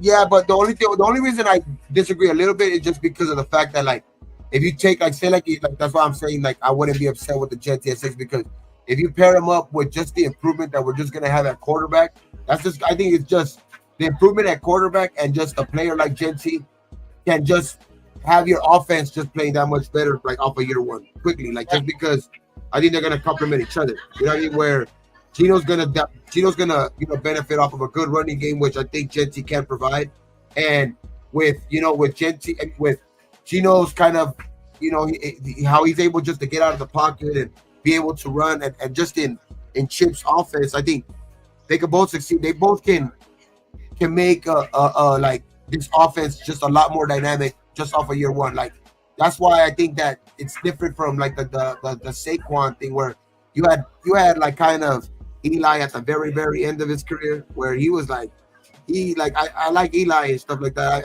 I still think he's a Hall of Famer, but at the end of his career he wasn't Eli, like even at you know what I mean? So it's like I think the Giants, we have a lot of holes, but I just think that with the Gino acquisition and just Chip's offense and how we need a running game, that can, and then like you said, it is like a 2-year plan to where if you could assure the running back in year one of that, I mean that still adds to the plan of the 2-year where I don't think it's a luxury pick to say. I wouldn't say luxury pick with like a Genty because I think it's still a big necessity too. I mean, it is though, man. I got a question. I got a question real quick, guys. Like, you know what I mean? Because like we keep talking about going back and doing all this stuff. Last year we were at 15 and wanted to move up. You know what I'm saying? And now we're at 6, and because we could possibly get more players, we want to move down. It doesn't necessarily make sense to me in a sense, and I get what you're saying. And shout out Loon, and especially you for like I get what you're saying. But why would we go from one mentality? And if you look, Pete Carroll's never traded down. You know what I'm saying? So even if like we do pass on Genty or pass on whoever and pick up, a defensive player, Gino and Genty. Oh yeah, that would be fucking great. That's what I'm saying. Bring that up. Hashtag that shit. Put it on a shirt. Right. What I'm trying to say is that like even though like Loon's saying it's 2 different drafts, I get it. But why move down? Because we're gonna get maybe one extra player that might be able to do something, might come off the bench or shit like that. So if we already have somebody that's proven, and Genty might not even be proven. Travis Hunter, I think he's too light in the ass. I'm not saying he's not a good player. He's gonna get hit a couple times by these men. It's gonna change a little bit. He's gonna just be covering motherfuckers. So it's like I just think you can't really. But what I'm saying is like I don't understand how the mentality for us to go from 13 to 2. Then this year we're gonna go down. I just get both mentalities because you also can't like turn down a possibility. You can't turn down a possibility of like big out like top anything in the top where you can gain picks like that. Where like because of I think the value in this draft, it like there's a certain point where like okay, I'm not willing to trade down because I think there's a balance. Like if you think that this number 1 pick is better than getting 2 guys, say 1 at 9 and 1 at 40, then okay. But if you think your guy just at 6 is gonna be able to change your franchise, then you stay with 6. But like that's why I'm saying you can't turn down the opportunity to also like if another team's willing to be dumb and give you picks and you need them, like you can't turn that down. You can't turn that down either. Real quick, what I mean? You don't put a running back in there, Phil. You don't put a running back in there? Right there. Those are the premium positions the Raiders should target in the first round. This is how the Eagles got better. Like this is how the Eagles were able to build their football team. They targeted these positions at premium draft spots: quarterback, wide receiver, offensive tackle, D-line, cornerback. Was it wide receiver? In the Raiders' case, you probably can cross out quarterback just because we got Geno. We can wait a little bit before we address that if we're going to address that position. Okay, I would rather trade down. I would rather trade down. You still can get a wide receiver. You still can get an offensive line. You still can get D-line. You still can get. I feel you on those other positions. I just don't receiver. I wouldn't say though because I think even the Eagles added them by free agency, right? Like with with Brown, with the tie-ins they added them through like on draft day, like with the draft. Like the only one they do. I do think with the other picks, yeah. With that was Howie Roseman is the best GM in the NFL. That was Howie Roseman work. But the Eagles have also shown. That's why I'm saying. That's why I was even talking about like with Abdul Carter. You can't pass a guy like that if other teams are willing to be dumb because you see the Eagles also that their type of blueprint where like you can't have enough defensive linemen. You know what I mean? So if a team's willing to be dumb, you have Kuntz. You get Kuntz and fucking Max and Abdul Carter type of guy. Then you can't turn that down either. Like I the only reason I just don't think about McMillan is because I don't know, man. I don't see. I don't put the value on the receiver. Where like I get it, like receivers do come, very very expensive if they do become that number one. But like, I just don't feel like there might be one or two out in this draft. It's just that damn. I think that you might be able to get one of those in the second, third round, even too. Like you know what I mean? I just don't believe in receivers in this draft. That's the thing with the receivers in this draft. That's the only thing with that. I don't believe in receivers in this draft. I think I'm just down on that. Here. If you could turn 6 into McMillan and Hampton, would you? Oh, instantly. Hampton. Instantly. So McMillan's there at 6 or second round. Oh no, he said if you could turn 6, trade down. And if you could trade down, pick a second round pick, and Hampton is available in the second, which I don't think he's going to be available in the second. I think he's going to be drafted in the first round. But if he is available in the second, you get a McMillan and a Hampton instantly. Yeah. I mean, shout out to Moon, man. Yeah, for sure. Hell yeah. I'll get what's wrong with Genty and homeboy Burden from Missouri. I like what's up with that combo? That's better. I don't believe in McMillan that much. I don't know why. I don't believe in McMillan. I just think that I would probably take one of the Texas boys. Probably I don't know why. I just believe in one of those guys more. Well, look, personally, I think the Raiders can get away with getting an outside receiver that's a role player that got a lot of speed that can complement the weapons that we already have. I don't know who that's going to be. The Raiders can trade down, maybe target maybe another receiver, maybe pick up a veteran as well to hold down the fort for a year until they can address it again. The position, I think they can get away with doing that because obviously, like we said, the Raiders have a lot of needs, right? So they can easily go corner first round, D-line first round, offensive line. I'm okay with that as well. But like if you look at a Brock Bowers, you look at a Jacoby Myers, they kind of like more intermediate type of players, shorter to or intermediate routes. We're missing kind of that deep threat. Is Trey Tucker a guy that you want to start on the outside? I don't know about that. That's not something I want to see out there. A guy that's that small that out there on the outside. But I feel like we do need to get a little bit more explosive and add some speed to the receiver core. So check this out. We're gonna do a little bit of a mock draft. We haven't done one all season, and apparently, Pharaoh is the mock draft. He's the apparently through Gravy saying that Farrell picked the tight end. You know, wait. We'll do a little bit. We still want to talk about it. Check this out. I just want to read what Joseph said right here. It says a little bit of pushback on you, Farrell, and it's nothing. You know, we're all family here. You know what I'm saying? But it is something to think about. Raiders need to add a superstar that would be Genty. Stop with the luxury pick bullshit. Right? He said the Eagles are not winning the Super Bowl without Barkley, and that is true. Because even though he wasn't effective really as much, he ended up putting up 100 yards, you know what I mean, towering everybody down or whatever, whatnot. But yet at the same time, they traded for him, and he was totally in a different fucking scheme, whatever, whatnot. But they did build, and that defense is crazy how they built that defense. But this whole statement is wild, bro. This statement is this is wild because you're making it seem like I'm saying Barkley is trash. Barkley's a great player. I don't think he meant it that way. I don't think he meant it that way. But what he's saying is that like Barkley is the reason why the reason why the Eagles won the Super Bowl is because they have the best roster in the NFL. Simple as that. It's simple. Look at that team. Just look at that team. Just think about it. What is their weakness? If you got to think like more than like a few minutes, or you got to come back tomorrow to tell me, like that should tell you everything you need to know. They have everything. That is true. And a guy like Barkley, their offense, I would say it's Hurt. But that's not bad. I would say Hurts is the soft spot on their offense. He had an amazing game. He had an amazing game in the Super Bowl, dude. That's the reason why they won. Big in the playoffs. Unnatural. Hurts don't throw like that. Hurts don't run for 70 yards like that. Barkley did minimal shit. Yeah. And they won because of Hurts. That's the reason why they won the game. They had a better quarterback that day. The more of the argument is just how they built it. But it was over 2 years. Remember they lost 3 years ago? Was it 3 years ago? And then they had to come back, and then they had to push some shit around, get people, do what they had to do and stuff like that. They really had no running game.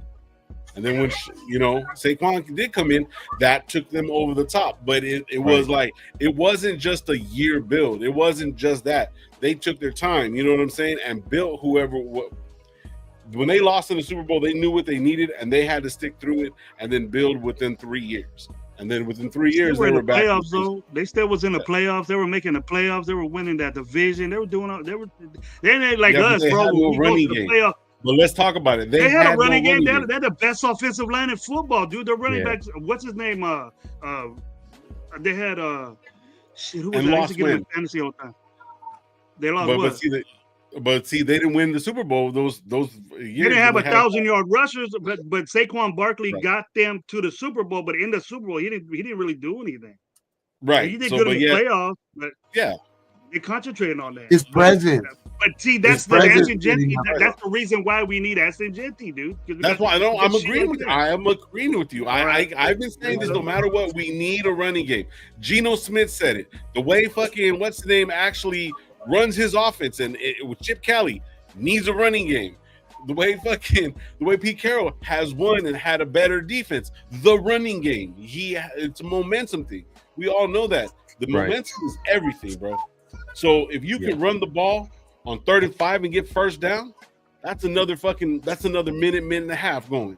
You see what I'm saying? Then you can get a pass play. Then you get another fucking 7 yards rushing. You know what I'm saying? Like you gotta be able to dictate tempo and let your defense fucking rest up so they can come in, get them 3 and outs, and then we do another long drive. You know what I mean? Because if you really look at the time of games and stuff like that, most of the time the numbers end up being the same is because the other team is trying their fucking damnedest to get to the to catch up. So if we're ahead, the only way you fucking stop other team from scoring is running the fucking ball. So we all got to understand that. So that him coming in, him coming in. I agree with getting up on I agree. No, the thing is though, I want to make this clear though. I agree with grabbing a running back. It's just the way to do it. And the thing is, Gravy led by saying like he likes Dylan Sampson. I like the 2 running backs from Ohio State. You like all these running backs. These are running backs the Raiders could easily get in the 2nd, and then they can double back and get a running back maybe in the 5th. But who you get in the 1st round? Who are any of them guys considered to be? I see them 2nd round, 3rd round guys. That's our problem, Farrell. we pick third, fourth round guys and expect them like Zeus or Zamir White to do outlandish shit. Zamir White was drafted in the fourth, though. Put 7 guys in the box. That's what we're doing now. Well, we can get running back in the third and fourth. But this running back class wasn't the class that Zamir White was drafted in, though. This is a completely different running back class. They're good running backs, but the difference between Janty and these guys is major, bro. The difference between that's another reason why. That's another reason why this running game gets better, just because of the play calling. Because even Gino, having the threat of Gino back there that can be a little bit mobile, which. Like you see when AOC was out there, teams had the luxury of putting 8, 9 guys in the box because they knew nothing else was available to them. Nothing really else was available to them. Do that shit. Janty gonna blow that shit up. Watch. Do that. No, I get that. But like, I think try putting that shit in the box. See what happens. I just think that there's a lot of positions we can go still in the first round. Like corner. If we trade down, we could get one of those linebackers. I like the dude from Alabama. What's his name? We Campbell. Trade down. I'm gonna say, oh, here we go again. I'm gonna go. Oh, here we go again. See, look. So basically, the argument is this: I'm all about value, and I feel like it's a great running back class, and we can get a running back later. You're more like the best player at running back at a position of need is right there, and he's one of the best players in draft. Go ahead and go and get him. That's basically what you're doing. Like I like the idea because if he's there, I'm not with it because I still think that I think like you said, there's a lot of needs, but running back is one of the biggest ones to me. Like I get the value thing to where like you say like you know what I mean at the end of their fourth, at the end of the really like their fourth year because that's when they really start making money. Like that's when you really got to worry about the difference between you know what I mean like when they're on their rookie deal and then once they start getting paid $30 million as a receiver and stuff like that, but. Yeah. I think like you can benefit a lot though. Like if you get the best player available, regardless of what position it is, like running back. I agree with you. You know, quarterback would be cool. I mean, like I don't agree with the receiver part just because I get it. Like if there was a Jamar Chase in this draft, you know, or a guy like that, like a Malik Neighbors. At 6, you know what I mean? Like, but you could switch it though. Like, hell yeah. But Gabe, you could switch it. It's not like wide receiver is the only wide receiver and running back is the only need that we have. I think there's a lot of other positions. I think there's a lot of positions that we can. That's why I'm saying there's a lot of ways we can go, like a corner, even like if Will Johnson's that guy, and I think I think a lot of Will Johnson too. But like, there's a lot of positions I think we can go with. I wouldn't be mad. Like, but Genty is also one of those positions that if we go, I wouldn't be mad at. Like, it's just a lot of players that I think I could. I think there's a certain like, it's like a totem pole. Like, I think Genty's up there for me. But I also think that like a guy like Will Johnson's up there for me. A guy, obviously, the guys that are set to go in the top 5, I would be glad to take either one of those guys. Like Travis Hunter, on Abdul Carter of shit. If by some miracle Cam Ward's there at 6, I'm taking those guys. You know what I mean? Like I'm just saying, like I don't even sometimes don't even mention those names because I just don't feel like there's no way we're gonna get them. You know what I mean? Any of those guys. But there's a lot of positions like Will Johnson, Will Campbell. You know, like there's you know, Genty for me. I still think Shador is for me to a certain point. Like, I mean, that's why I kept saying earlier, if the Saints are willing to do it, I'm not that big on Shador. So, but like, if you're not getting any calls and Shador's still there at 6, and you still like, I'm not mad at that. You know, Mason Graham even like because that's what I'm saying. Like, the Eagles have also shown that you can never have enough defensive linemen. I wouldn't be mad at Mason Graham either. Like, it's just. A lot of players, I think that. How you feel about Jalen Walker? Jalen Walker out of Georgia. At 6, then I'm with you. Not at 6 at trade down. Yeah, then I'm with you to trade down. Like I would still take him in the first round for sure. If we're able to go back in the teens or something like that, hell yeah. Mm-hmm. All right, guys. So we're gonna do this mock draft, right? So we can do 3 different mock drafts. We got about half an hour left, so we can do the trade down, whatever. We'll stick at 6. We'll go from it. But what website are we running? For draft. It doesn't really matter. I think the other one because I think do like 4 rounds. Go do 4 or 5 rounds. Dude. You need to do 7. Okay, well PFF is only giving. We'll just do one, bro. We'll just do one, or we'll just do 2. We'll all work together and get the best player. Database one. Let's do the 7th round, but we can just go on the fast one. Database, okay. Do a hella fast. How about Pro Football Network? Pro Football Network. That one too. Oh, hold on. That's just me. So who you like? Who you want at 1? I know you're in for the trade back, Farrell. So if we trade back. We'll let Farrell go first. We'll let Farrell get the first pick. Who you got, Farrell? Who you got, Farrell, at 1? Who you want at 1? Who you want at 1? At number 6? Or make trade. Sure who's available. That's the thing. I'm looking at if are we going to Pro Football Network? Because that. Oh, so what do you want to go? Pro football? Okay. Yeah, let's go. Let's go there. Can you guys somebody get the chat, please? Yeah, man. Who's that? Rosita. Pro Football Network. Oh, draft gives you nice info, stats on players. Oh, okay. Okay. All right. It's so okay. Whatever works. I'm not tripping. So. Shit, I like Kenneth Grant too. I like Kenneth Grant too. I like Kenneth Grant almost better than Mason Graham. Because he's more of a run stuffer. Yeah, he's big too. We had a problem. We have a problem with our defensive line, Farrell, and these are the problems that we have, bro. We're stopping the run. That's a problem. Just like the running game was our problem, and I think picking a wide receiver high at 1 or 2 is going to be like a luxury pick. The dude's there. We got to get him. But we have to get a good running back, and we have to get somebody that can stop the run for our defensive line. Defensive linemen aren't really supposed to be pass rushers. They're supposed to stop the run, fill in holes, fill in gaps, make it uncomfortable for the quarterback or for you to run the football. Nowadays, they're everybody expects them to get sacks, and that's not what they're there for. That's not what they're there for. Real quick, Jolie says ESPN has a mock draft. I didn't know that.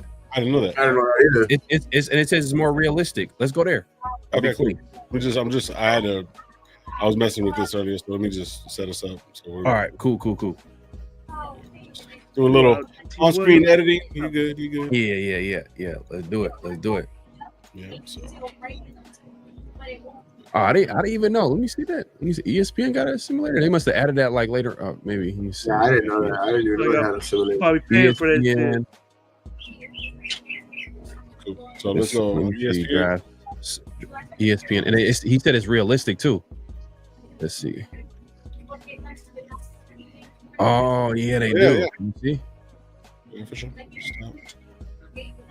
Let me see. Check out that one. They do. Let's do it. Yeah, that's clean. I'm pulling it up right now. All right, for sure. What the hell? Is this it? Yeah. Oh, choose your team. All right, yeah, Raiders. Let me see how this is going. Hopefully, you can get trades on here. All right, so I've been talking about trading down this whole time, and like if they better do it, well, we're gonna do it now. So we're gonna go slow, normal. Let's go normal, and we're gonna go what 5-6 rounds. We're gonna do the whole thing, or go fast, bro. Go fast. Go fast. You go to lightning speed or whatever. Real quick, Mike G says KFC, OKC, UFC, Lakers in 5. Lakers in 5. Tripping. All right, so lightning speed. He's always hating, dog. All right, so here we go. You guys ready? Lightning speed. Go there. I'm gonna take the. Hey guys, we're not gonna be putting up the rated F. Well, hey, if you put it at light speed though, we can't see any trade up. So let's say if it's a player that we want to trade up for, you know what I mean? Like, go fast. Are we doing that, or are we just only doing like trade? We gonna do trades and all that low. If we're gonna do trades and all that, don't do it lightning speed. Do it like that. Man, I'm asking you guys. I asked you guys what y'all want to do. Just tell me what we're doing. We're doing it. We're doing trades. We're gonna do trades. Do it normal. Normal. Yeah, normal's gonna be 2 minutes, whatever, 10 minutes. We ain't doing all that. No. The computer. You think the computer's gonna take 2 minutes? It should. We figure normal. No. All right, well, normal's not that slow. All right, let's go. So we're going lightning speed. Come on, chat. What are we going? Are we going lightning speed, fast, or normal? Go fast. I just did light speed and lightning speed is like super fast. Like, the quicker to get Genty. The quicker to get Genty anyways. It don't matter how fast it is. Trades, I'm leaving. You got number one pick. Who got the number one pick? Farrell got the number one pick. But I don't. Man, all right, since he's the guest, I guess. Yeah, Farrell's the guest. Farrell's the guest, so he got number one pick. Normal. All right. It's going fast. All right, let's see how it's going to shake out. So you got to start the draft at the. You can make a trade now before you start the draft, or like if you want to trade up or. Nah, I'm not trading up. I'm not trading up. Let's go. Because if. Yeah, just start it. All right, here we go. Start the draft. It's anxious. Damn, that's quick. I told you, bro. I told you. All right, pick 6. Hold on, let me see. Hold on, I want to see real quick. So, does it tell you that anybody interested at 6? Oh, a Genty went number 5. Oh, damn. Mason Graham went 4. Damn. So make this kind of took a lot of. Yep. You know what? Hey, let's see. Let's take a look at a trade. Let's see if we can make a trade down. Because guess who's on the board? Shador. So someone might be interested. Oh shit! Make a trade. All right.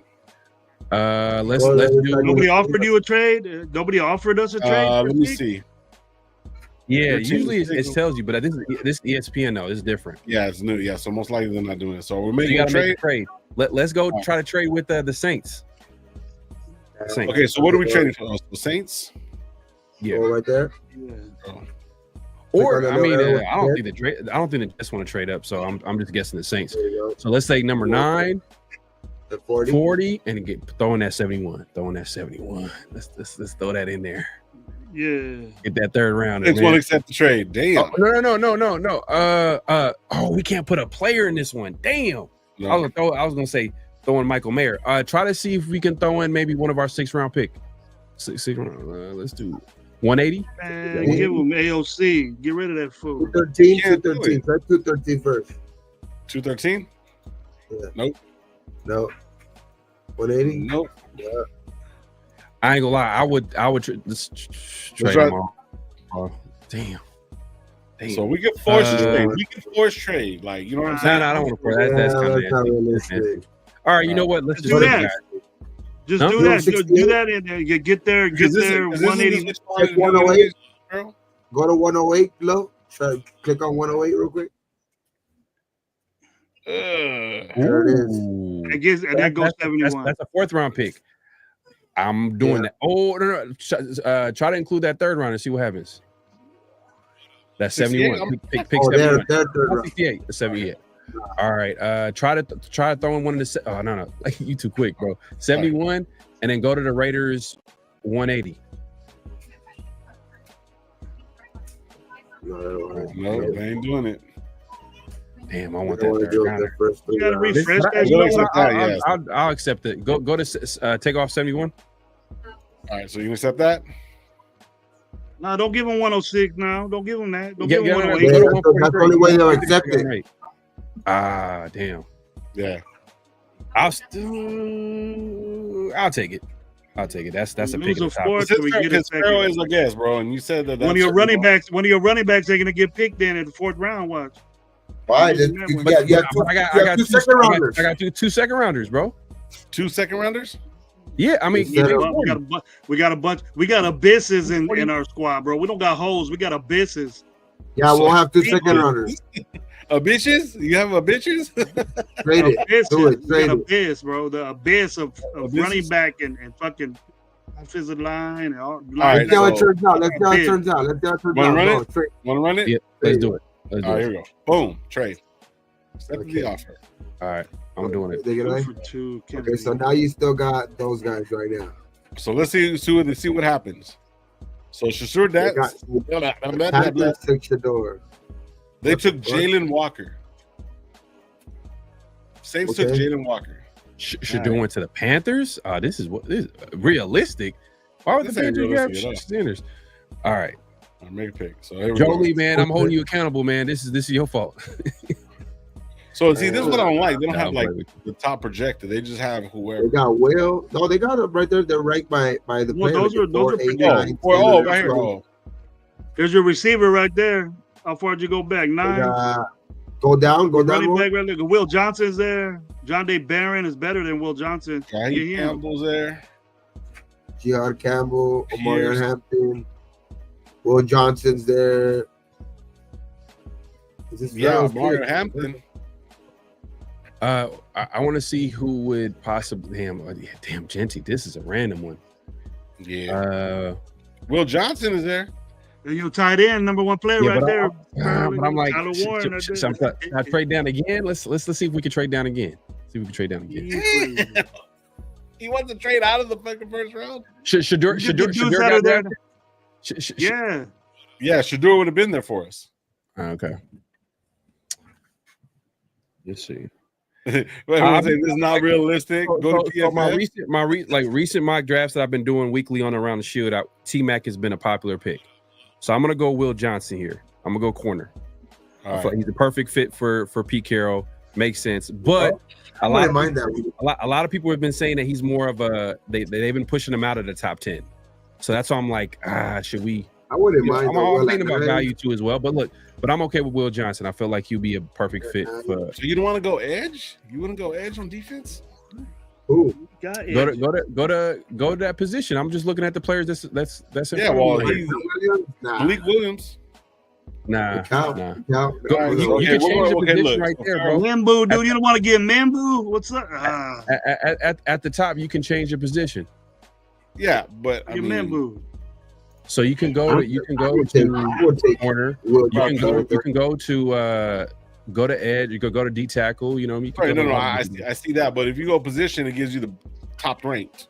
According to them. Yeah. According to them. Yeah. According to them. Yeah. Just drive Will Johnson, bro. I ain't trying to hold y'all. We'll take Will. All right. Let's see who's there at 37 and 40 for us. Come on, draft player. For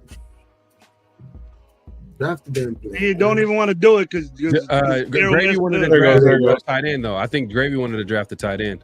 All right, I want to get Membo. I want to get that dude right next to him. Membo. I want to see something real quick. So we went 9. Membo would have been nice.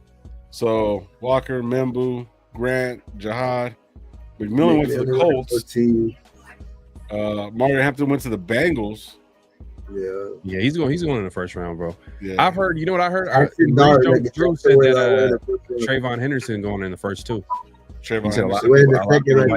He probably will. Jackson Dart's gone to the Rams. Interesting. Okay, so who you like? What happened? Damn, the Titans got Henderson. Damn. Alex, what up, dog? We're at 37 and 40 right now. Can we look at the players that's available right now? Of course. So we said second round. James Pierce Jr.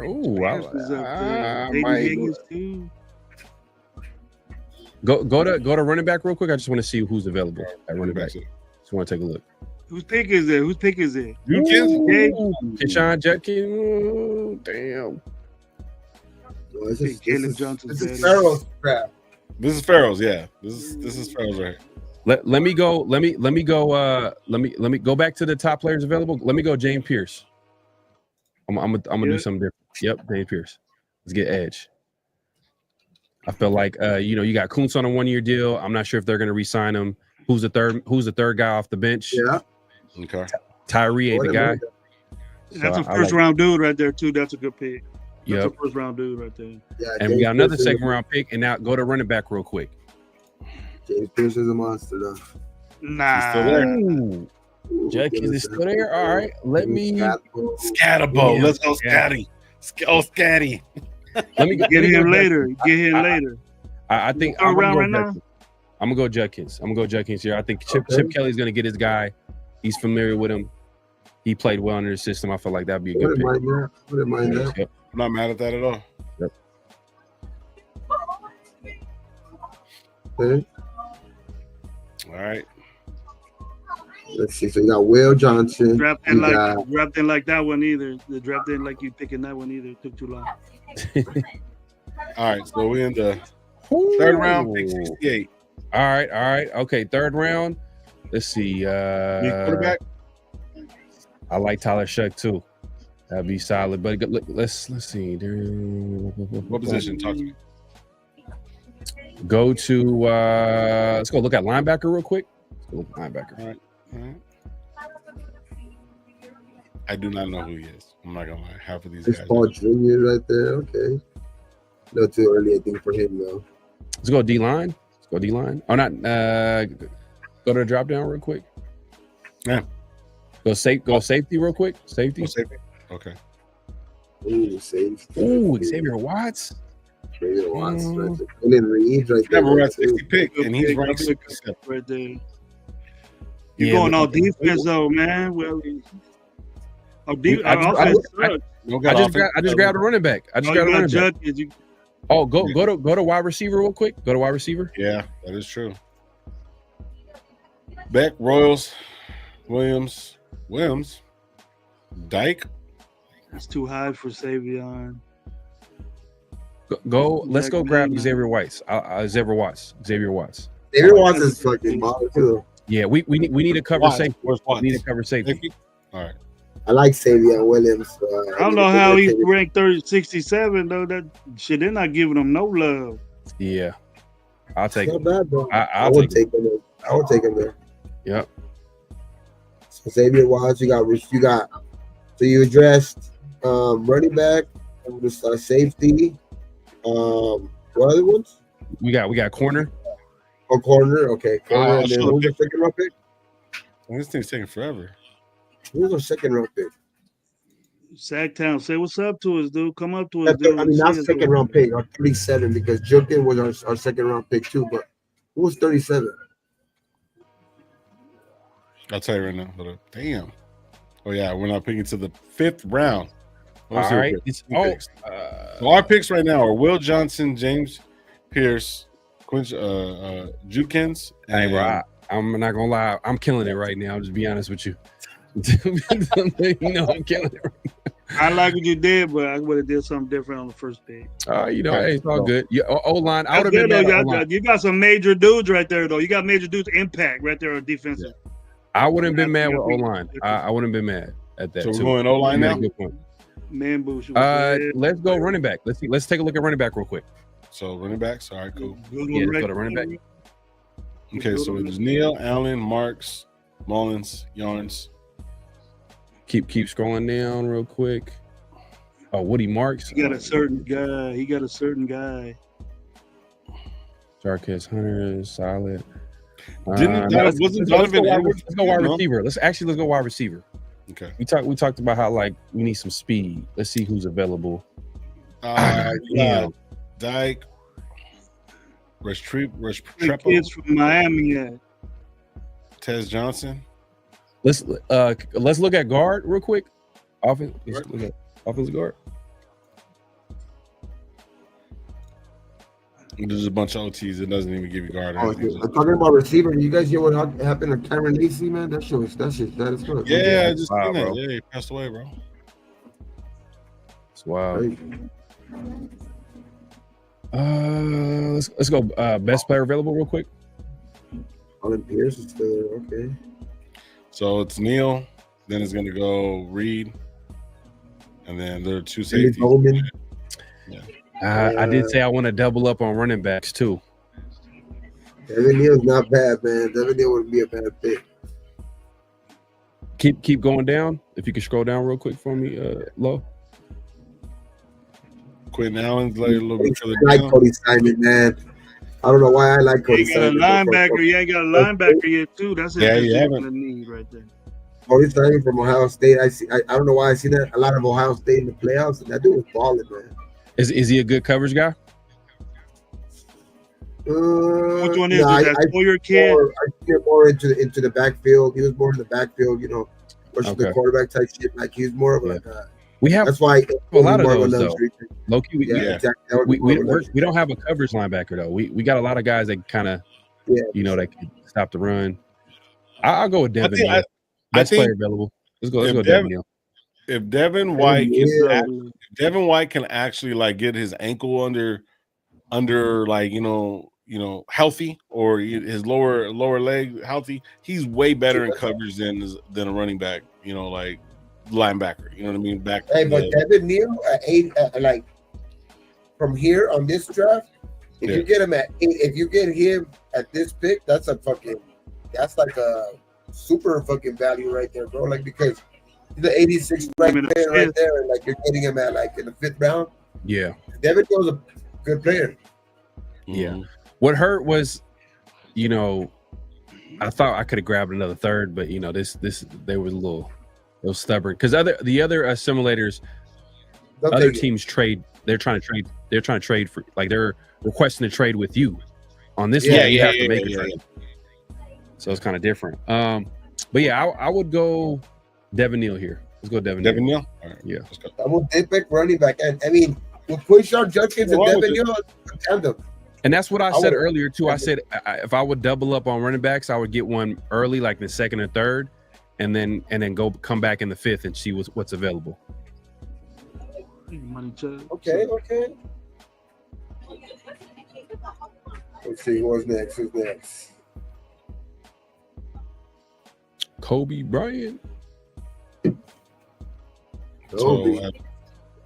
Let's go wide receiver. Let's see what's looking like. Wide receiver? All right, for sure. We're doing 7-round mock drive. Okay. Yeah. You got one more pick. It's already round 6. Ricky White, UNLV. Ricky White, UNLV. At this point, it's about who you want, though. This when you're in the 6 and 7, it's about who you want. Nick Nash is good. Nick Nash is good. They're down there a little bit, but scroll down real quick, low. Jimmy Horn's there, and then Tayshaun Holden out of Oregon. Oh shit, Ricky White's dope, bro. Yeah. See that UNLV offense, Farrell? Now we any offensive lineman? Let's see. Go offensive line. You can only look at offensive tackle, right? Oh shit, there's a lot of picks. Yeah, we still got 1, 2, 3, 4 picks. 4 picks. You traded down, bro. This is what we got right now. So we got Will Johnson. We got no offensive linemen at all. It's pretty damn good. Draft. I like that draft though. So, and you said to go where, bro? Offensive line. So Farrell, we needed Watts so bad. What's up with the up and coming? You know who's going to be available right now? Just based off what happened recently, I bet you Isaiah Bond is going to drop. What happened? There was some. He had to turn himself. Oh, you're saying that you saying that for real? Oh, okay, but it's not on here though. Not here. Yeah, not on here. Isaiah Bond was right there. I'll pick his ass quick. Right, you want to talk fast, bro? You want to talk some fast dude? Yeah, speed. I mean, let's look at linebacker real quick. Did you look at offensive line real quick? Did you go to offensive line? This is not offensive line. Yes, sir.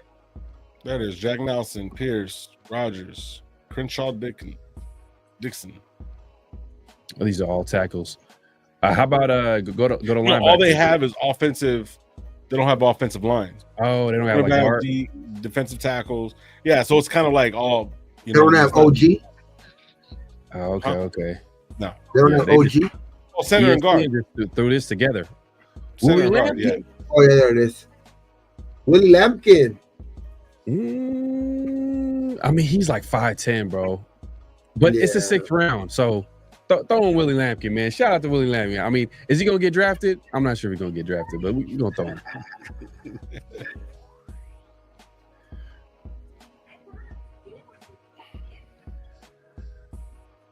Who's that one dude that's like 400 pounds or something like that? He's like a nose tackle. Go to linebacker real quick. Or Lindenberg, Muaga, Dumas Johnson. Let's go to best player available.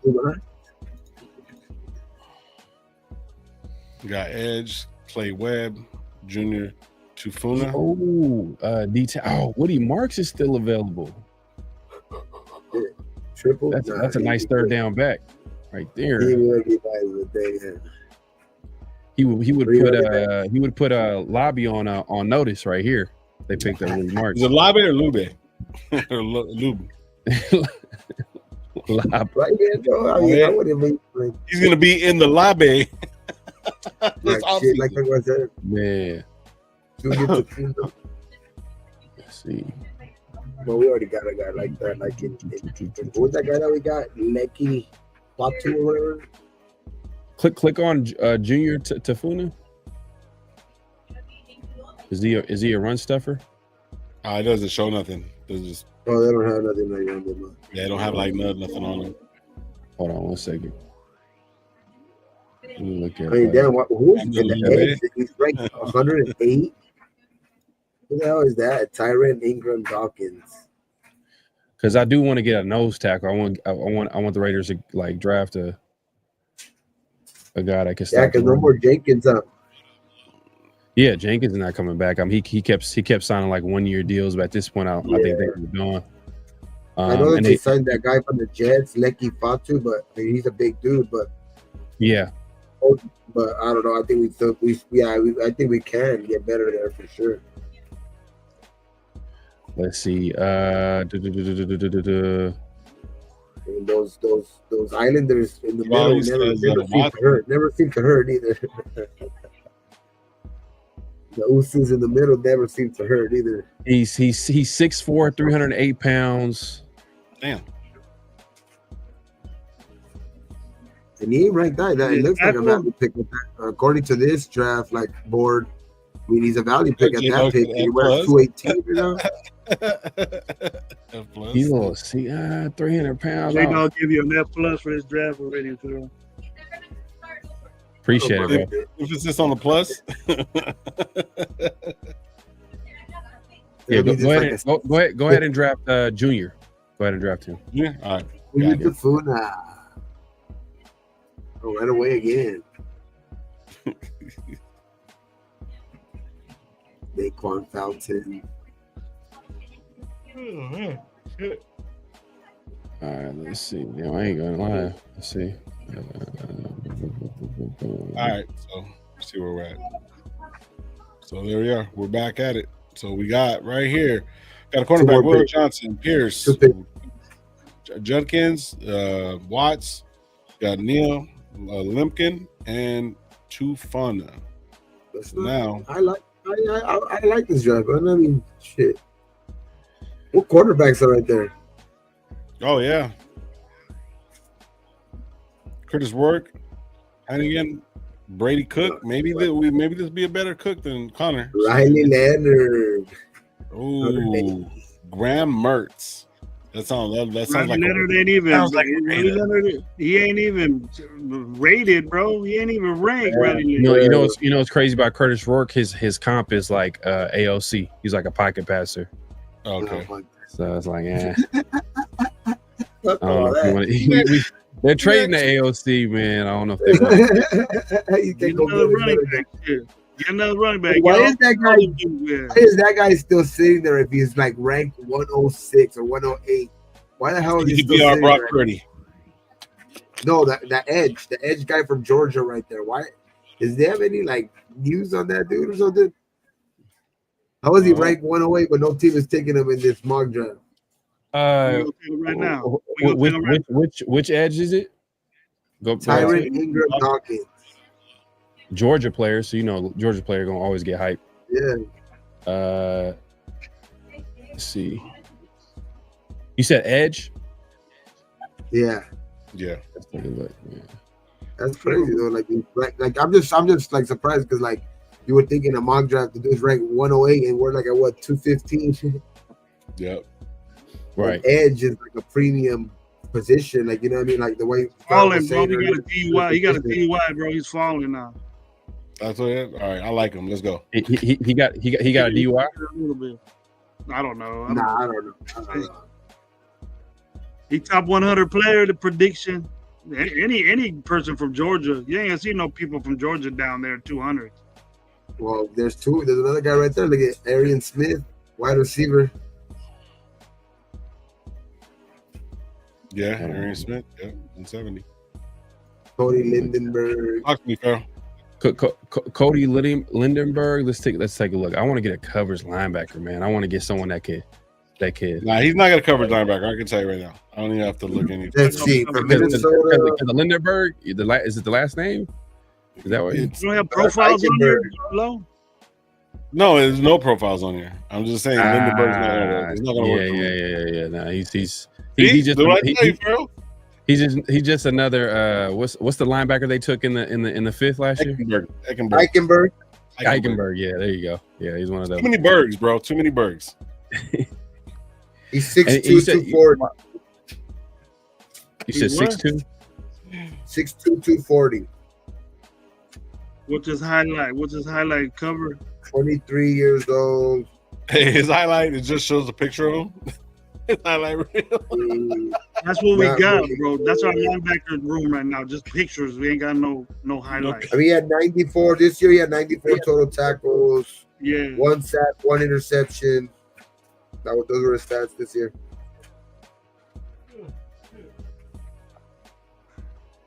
Damn, the Aryan dude, he's not even. Fuck. Isn't he even on the Jimmy Horn, bro? I'm telling you, bro. Jimmy Horn. I want that fool on my team. I want none of them. Sorry, bad, I'm looking at one of the rankings here. Kyron Lacey's on here, and damn, bro, that's wild, man. Last year something crazy happened too, right? He was in like a corner that died for the Vikings. Mm-hmm. Let's see. Hut matcher. Let's go Nash Hut matcher, bro. That just sounds intriguing. I think it'd be a good time to get a quarterback, and Gabe will be with that. Let's go. Quarterback, let's go. Curtis Rourke there. And strong. Where you at? Where you at? I guess they go throw in a quarterback. I don't really care. Your camera's off. Curtis Rourke. Curtis Rourke. Yeah. Get another AOC.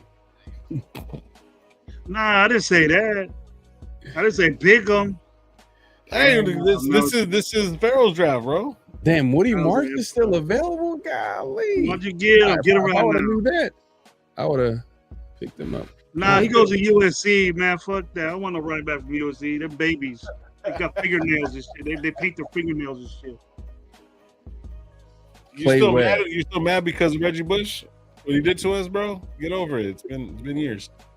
I would take that dude from like at this point in the last that far down. I would take that dude from Georgia shit if he was still there. See, with 108, nah, he's gone, bro. Oh, he's finally gone. Farrell took his camera off. Oh, hold on 1 second. He's probably looking at something or doing something. No. I didn't even know it went off. He's gone now. See, somebody finally took his ass.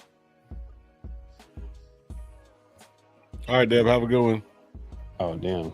Say she might go back. 2 hours we're here. Shit, that's perfect. See, we went perfect. We started the draft at perfect timing.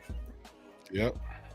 We're on our last Look at Ricky, the homeboy from the receiver. Go up, go back, go down a little bit. Is that the best right there? Go. Dude from Las Vegas. Oh, what the fuck? There's nobody from Las Vegas. I just seen him right now. Nick Nash is there. Go to receivers there. Go see receivers. Felton, Telasal, Prather, Nash. Ricky White right there. Ricky White, you in LV? You got the last pick, bro. Come on. Last pick, Farrell. What's up? What do you want to do for your everybody saying you got an F+ draft? Appreciate it, bro. He's appreciate it, bro. give me Woody Marks, man. Let's do it. Woody Marks? Yeah, Woody Marks, man. Hey, I like Woody Marks. Woody Marks. I wouldn't mind that 3 running backs. Shit. What's up? Dylan Lobby's in the lobby. Get rid of all them bitches and then bring in some men's over there. I'll carry from USC. He do better than the bitches we got running. Oh, there's your profiles right there. We'll just stay on the ones he. They don't have no grades or nothing. Nothing. The only bad thing, bro, you didn't get a linebacker, bro. That was it. That's it. Yeah. Yeah, I went best player available in the second round. Let's see. Let's go early. Let's see early.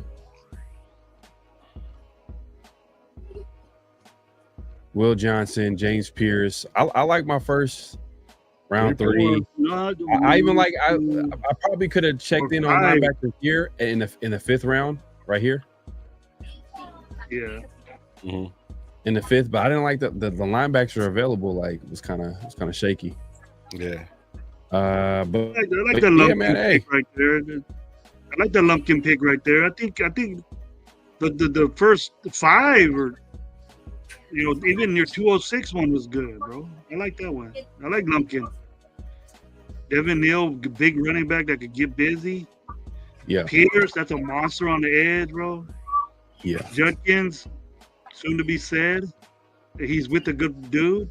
And Will Johnson, you got a corner. But draft. But losing that 4th round pick though, I'm not gonna lie, you kind of felt it. Yeah. Losing that 4th because it was like that could have been your linebacker right there, bro. That could have been your linebacker. But look, I would have never had James Pierce Jr. and Judkins. No, you wouldn't have. On top, like look at that. Look, like that's how many possible starters from here. Pierce wouldn't have been there. But that's a good pick right there. Pierce. There's going to be somebody. But it don't even have to be Pierce. But every draft, there's always somebody that drops and be like, oh, he's going to be there in the top of the second. You feel what I'm saying? Or he's going to be there for whatever reason he's dropping, and they get him. So it's possible. It don't have to be James Pierce though. Yeah, obviously. But I've seen people pick him like in a latter part of the 1st round. So it's not impossible. Yeah. I have no problem with that, dude. Yeah, man, it's pretty solid. At the end, it was a lot of it was like, just getting depth pieces. That's what usually the latter round of the draft is for. Yep. But we're able to. Hey, look, if you're telling me we get Will Johnson starter, James Pierce Jr. probably gonna play some valuable snaps on that defense and probably an eventual starter as well. Mm-hmm. We got Judkins starter, and then obviously a Devin Neal is another guy you add to that running back room because what Chip Kelly likes. He likes a running back by committee. He's gonna have a running back. Young guys. Yeah. Obviously, he's done that. That's what he did in Ohio State. He had the Hendersons. I will say Devin Neal and Judkins. I'm not sure if that is the thunder and lightning that I was looking for, but it was kind of a best player available type deal. Yeah, I got you. Yeah. I want lightning. I want no thunder. I want no big boy run. I want lightning and lightning. You can't catch this motherfucker. How long has it been since we had a running back that no one could snatch? I wanted to get Henderson, bro. Titans took him in the top. Like that's why I wanted to slow down. So then it could be like if he's there, I'm like, all right, you know what? Let's go get this guy because I know that Henderson's probably gonna go early in the second or latter part of the first round. Yeah. He might go above the North Carolina guy. Yeah. Yep. Yeah, they're good. Yeah. I'm not saying that they're bad running backs. I'm saying that for us, as much of a problem that we have at that position, we got to realize that. All right, every category, bro. Hey, J-Dog, I understand that there was no linebacker, but where would you have taken him? What player that you don't like? Because let's be honest, in what round would you have taken the linebacker? Where's J-Dog at? What do you say, J-Dog? So would you have taken James Pierce Jr. or Schlesinger? Let me know. Would you have taken? Oh hell no, Nah, that not even add up right, bro. That ain't math. That's. I'm just saying, that's probably the top linebacker in the second round is a Schlesinger, right? That's all I'm saying. I'm not sure, to be honest with you. Like when it comes to draft time, bro, I'm just kind of like maybe we're there though. We're right around the corner, bro. Yeah, I know. I can't go that deep, bro, because I don't watch college ball like that. You know what I mean? Kind of just go off. Pierce was there, Farrell. Pierce was there, and Schlesinger, whatever his name is. I would have picked Pierce too. No, hey, it's all good. It's all good, J Dog. I was just having a conversation, bro. It's all good, bro. I was a cool show, man. Just Jones, everybody. We gotta do it. I would have got because it seems like every time we come, it's kind of like it cuts off real short, bro. And it's like you always have good rapport with all of us. I thought you was gonna do your mock draft. What happened to the mock draft? Oh, bro, like y'all can do the mock draft. I'm done. I gotta be at work at 4:00 in the morning. Y'all. I thought it was gonna be that way too. Then I don't know what happened. I was trying to do it at 1. I was trying to do it like about an hour ago, but Gravy's like, no, let's wait. So I didn't say that. You know what I mean? I gotta flow it right. You know what I'm saying? And Gravy's the one that brought it up. So yeah, I said, hey, let's do a draft. You got Max in the 5th. Yep, that's true. Yeah, I know we. No, that was a good draft, though. I like that draft. I like it. I like the way it came out because, like I said, there wasn't a Jetty. There wasn't like those guys available that you kind of wanted at the top. So the next best thing, I still like the Will Johnson, and to get him at 9 and to be able to, pick up an extra 40 pick. I mean, I like the way that draft came out. I mean, because nobody would expect James Pierce to be there. I think he's the first round type of, pick. You know what I mean? So he's a borderline type of guy you could probably get in the first round. So you get him in the second round. That's a good job, man. You still get one of the Ohio State running backs. Plus you double up with, which I think a lot of people are sleeping on Devin Neal to be able to get him and to be that your second running back you get. I like the draft. I could have, what I could have done though. What I could have done, looking back, just what I could have done. That second round pick, I probably could have went instead of running back. I probably could have went somewhere else. Oh yeah, I probably could have maybe got another corner. We do need a nickel corner. Are you comfortable with Darnell Holmes starting at nickel corner? What about what about the Stokes and Lonnie Johnson? Or linebacker. You get a long snapper either. Ah, damn, Loon, bro. Damn. That's it, man. Farrell, we're not inviting Farrell no more. You got to get long snappers, bro. I mean, people are banking on Stokes. I mean, last year was his first year where he started every single game. I guess in all 17 games. So we'll see what he can do. I mean, hopefully. And then I still think there's like we say, we always bank on coaching, right? And I think, I think we could agree that this is, I think, a better, these guys have been able to, especially at the DB position, been able to kind of bring guys along, I think, better than most, but especially, under Pete. So like a decamp, you know what I mean? Like a decamp, I mean, I think I liked what I seen out of him last year. I seen a lot of rookie mistakes, but I like his physicality. I mean, he has a lot of speed. You know what I mean? I think DCamp could probably he could possibly be one of those type of guys like even like a Ja'Cory Bennett type. You know what I mean? I see a lot of Ja'Cory Bennett in Deacon and Johnson. You know what I mean? And especially we haven't seen nothing out of Trey Taylor. I mean, we say a lot of I think we praise for Pete being able to kind of get these guys that are lower draft picks and kind of move them along. So hopefully he could do that with these guys that we already have under the roster. You know what I mean? Hopefully that we already have under the roster. Trey Taylor was a coverage guy. Taylor was a coverage guy in college. You know what I mean? So, and we do need a coverage safety. You know what I mean? So but Pete Carroll, he love athletes though. He likes. I mean, Trey Taylor was athletic players.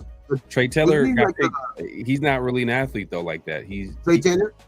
Yeah, Trey Taylor's not a what was it? Are we talking he was the best DB, no? Wasn't he the best DB in he won the best DB award, right? He got the trophy for best DB and he didn't even play in the pros. He got picked in the 7th. He got picked in the 7th round. So I mean, I know we haven't seen anything out of him but Kermit the Frog shit, but all I'm saying is that I think we preach that that Pete's been able to get these guys that are undrafted 6th round picks, 5th round picks, 4th round picks, try to get them to see. Hopefully he can do the same thing with the Lonnie Johnsons that we got, the Stokes, the Darnell Holmes, the Sam Webb that we re-signed, even Ja'Cory and Bennett. You know what I mean? Even Ja'Cory and Bennett, and you know, so it's like, hopefully these guys can be those type of guys too. Like, I do believe in Pete's coaching, so hopefully he can get these other guys too. Like, I do think we need a number one corner though. That I think we do need that guy to stand out for sure. Like, we need one of those. Move up and get Travis, bro. Let's move up and get Travis then. I mean, that's who Will Johnson is being compared to. Like, that's who they like. That's the last time I seen like his pro comp is supposedly Pat Surtain. You know what I mean? So we'll see. Like, I mean, can he be anything like that? I mean, Patrick Surtain Jr. is a pretty damn good player, man. Are you guys doubling up on cornerbacks in this draft? Are you taking 2? Yes. We're young. I expect a big season. I think who's sitting there, bro, when you're picking. Who's sitting there when you're picking? Like, if guys fall and you're able to get a first round talent in the second round, then yeah, like shit. If you go Will Johnson in the first round, but there's another guy sitting there in the second round, like, I don't see the point of, like, if there's a guy sitting there in the second round that you think has a first round talent, shit, I don't even see the wrong in doubling up right away. Like, if first, second round corners, if that's what you really need, you know what I mean? Yeah, but you got to be careful though. You got to be careful because if you focus too much on need, I'm only saying, like, if a guy falls and he has like this supposedly, like, say like these, like, you know, you've always seen it, like later on once it gets close to like the week of draft, you hear some crazy ass news from a player, and all of a sudden that player drops. You know what I mean? And you could get one of the guys in the second round because other teams are scared of picking them because of some crazy news that just came out a couple of days ago. Like, you see the Jalen Carter, you see how that paid off. I mean, you see the Jalen Carter shit, how the Eagles benefited from that shit, right? Like, yeah, because he going into the whole offseason, he was the best player in the draft. He's going number 1. I was going top 3, top 2. And then he, you know, eventually he dropped all the way down to 9. And the Eagles traded up to get him. But yeah, man, you got to be careful if you focus too much on need, because you don't want to like bypass the better player.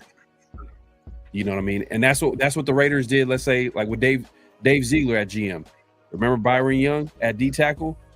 I feel like he went super early. He went in the 3rd round. The Raiders could have probably went with we could have went with the other Byron Young linebacker. We could have went, you know what I mean? We could have went with a wide receiver that went to the Giants, who Peter King, that used to write for Sports Illustrated. He was in the Raiders war room, and he seen that the best player available was I'm trying to remember the wide receiver out of Tennessee, a deep threat.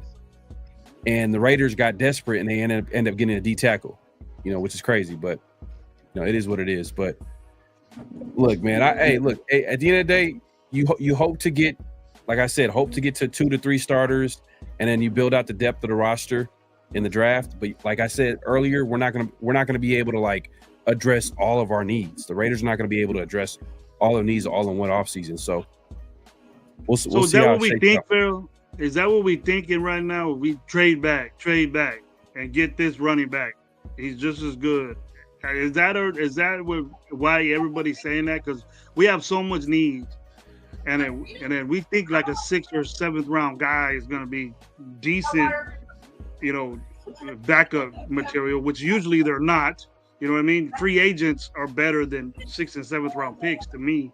So if we didn't do nothing in free agency to address this stuff, yeah, I like Mostert, I like Chin, you know what I mean? But they're not what everybody thinks they're gonna be. We knew that Mostert wasn't gonna be. We didn't do nothing offensively, and our offense fucking sucked, Farrell. You know, and we're gonna wait for these young players to come in here and try to do something. And you know, to me, you know, the first 3 rounds, you got to make an impact on your team. You have to play. You have to be starting or pushing towards doing that.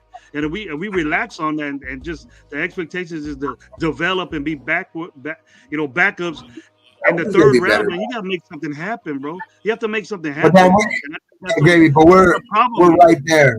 I mean, whatever we think, though, I think we're right there. So, like, I mean, shit, we only got a couple of days left. Shit, I'm glad we had this show. You feel that way? You feel that way, Farrell? You feel that way, Farrell? That we've been lacking. Hey, you guys, before you guys answer, I got to take off, man. You guys have a good night. I'll get with you guys a little bit later, right? All right, boys. I'll see you guys later, man. Pharaoh, it was a pleasure, bro, always. You as well, man. All right, bro. All right. Peace. Yeah, I just think that it's crazy how like we just need to. I think anything that we could talk about, all these players, but I just think like it is important. Like Pharaoh said, we have a lot of needs. That's why I wouldn't be upset with a lot of different dudes, like a lot of different ways we go. I get it, like I when you look at it the way where you say like after the 4th year, like a running back is cool, but like say like a running back, say like he's even if he's in the top 5, you're not getting that much value after the 4th year because of the money, right? Like say like they're basically only like if you take them in the top 6, they're gonna be making as much as they would be making if when you sign them into extension right there. And it's not compared to like when you sign a receiver in the top 6, he might be making 5, 6 million, 7 million at the most in top 6. But when he's come up for extension, if he is that guy, he's gonna be set to be in 4 years. He might be set to make fucking damn near 50 million. You know what I mean? So it's like I get that point. We want to get the most out of them dudes. Even defensive ends, like you find one of those.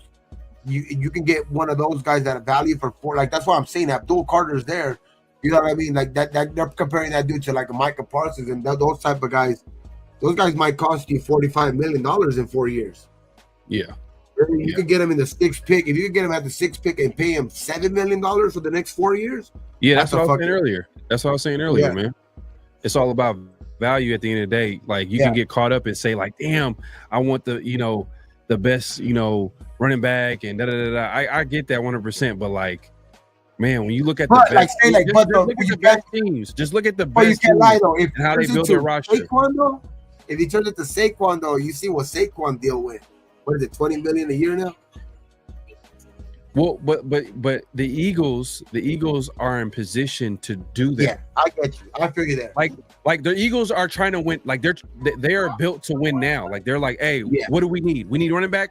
Go get Saquon in free agency because they have everything in place, so they can be aggressive and go get the guys. You see how the Raiders? You see how they attacked free agency? They noticed that it was a weak free agency class. There wasn't a lot of blue chip players available.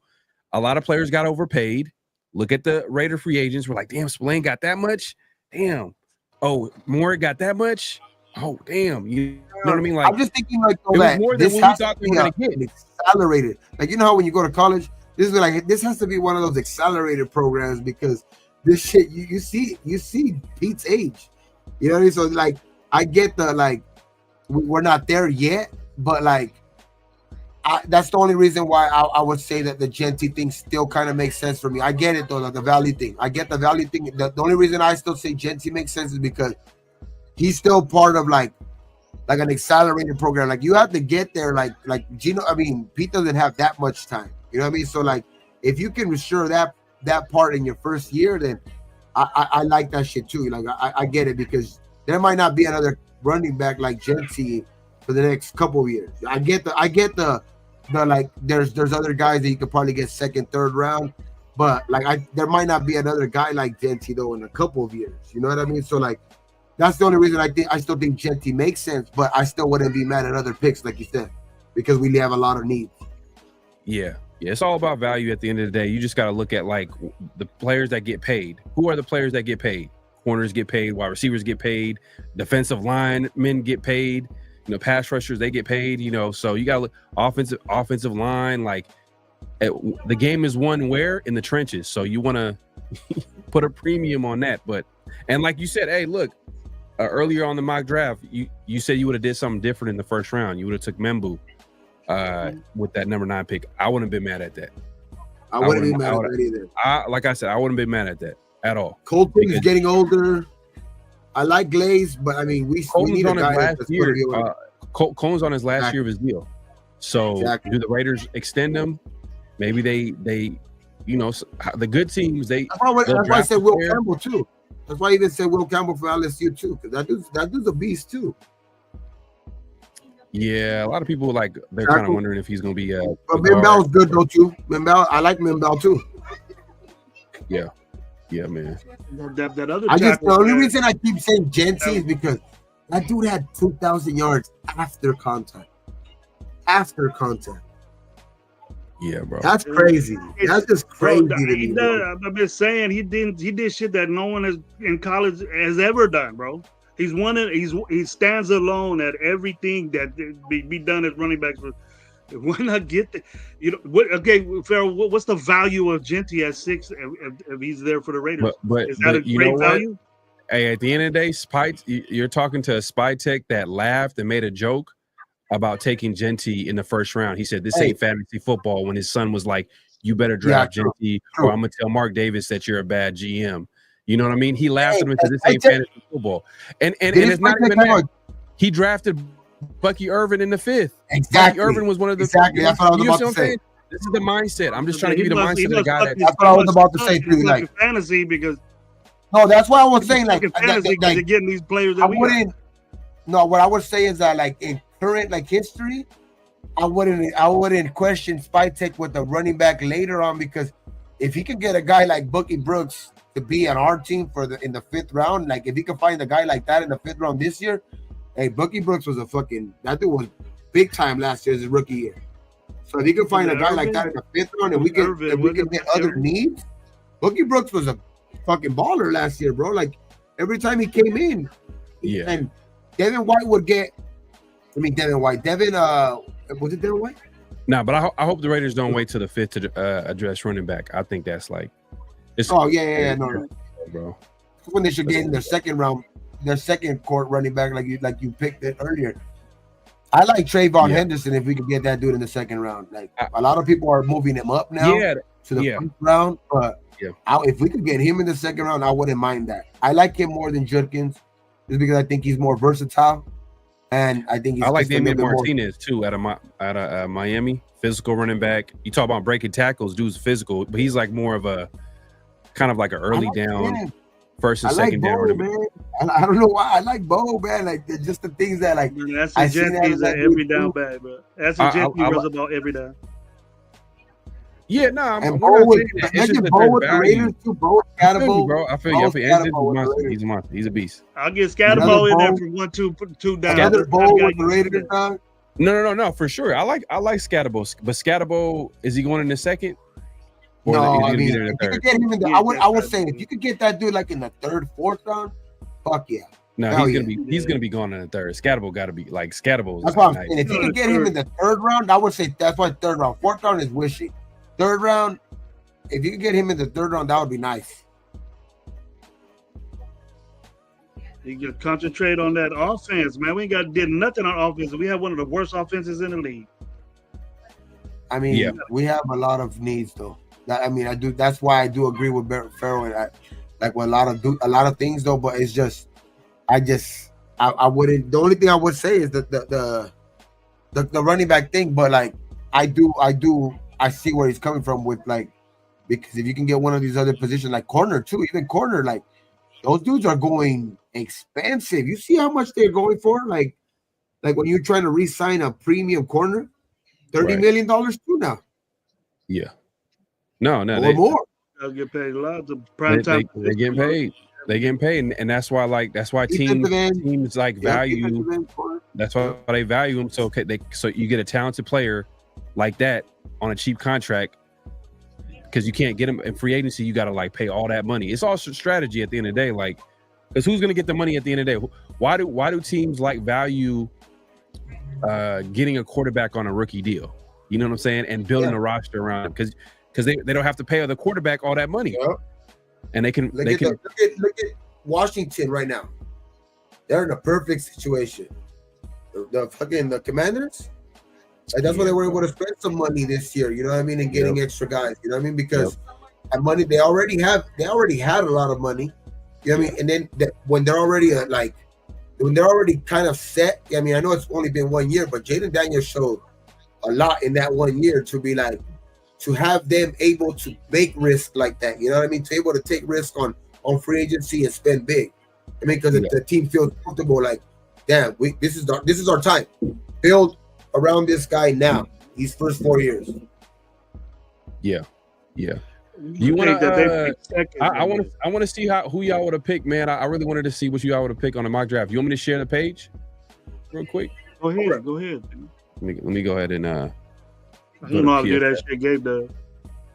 Gabe knows how to do all that shit. I don't know. No, well, Trevor just got to put press. Do it. So I'm gonna go to PFF. I mess with PFF because you could trade. You could trade actual like players and stuff like that.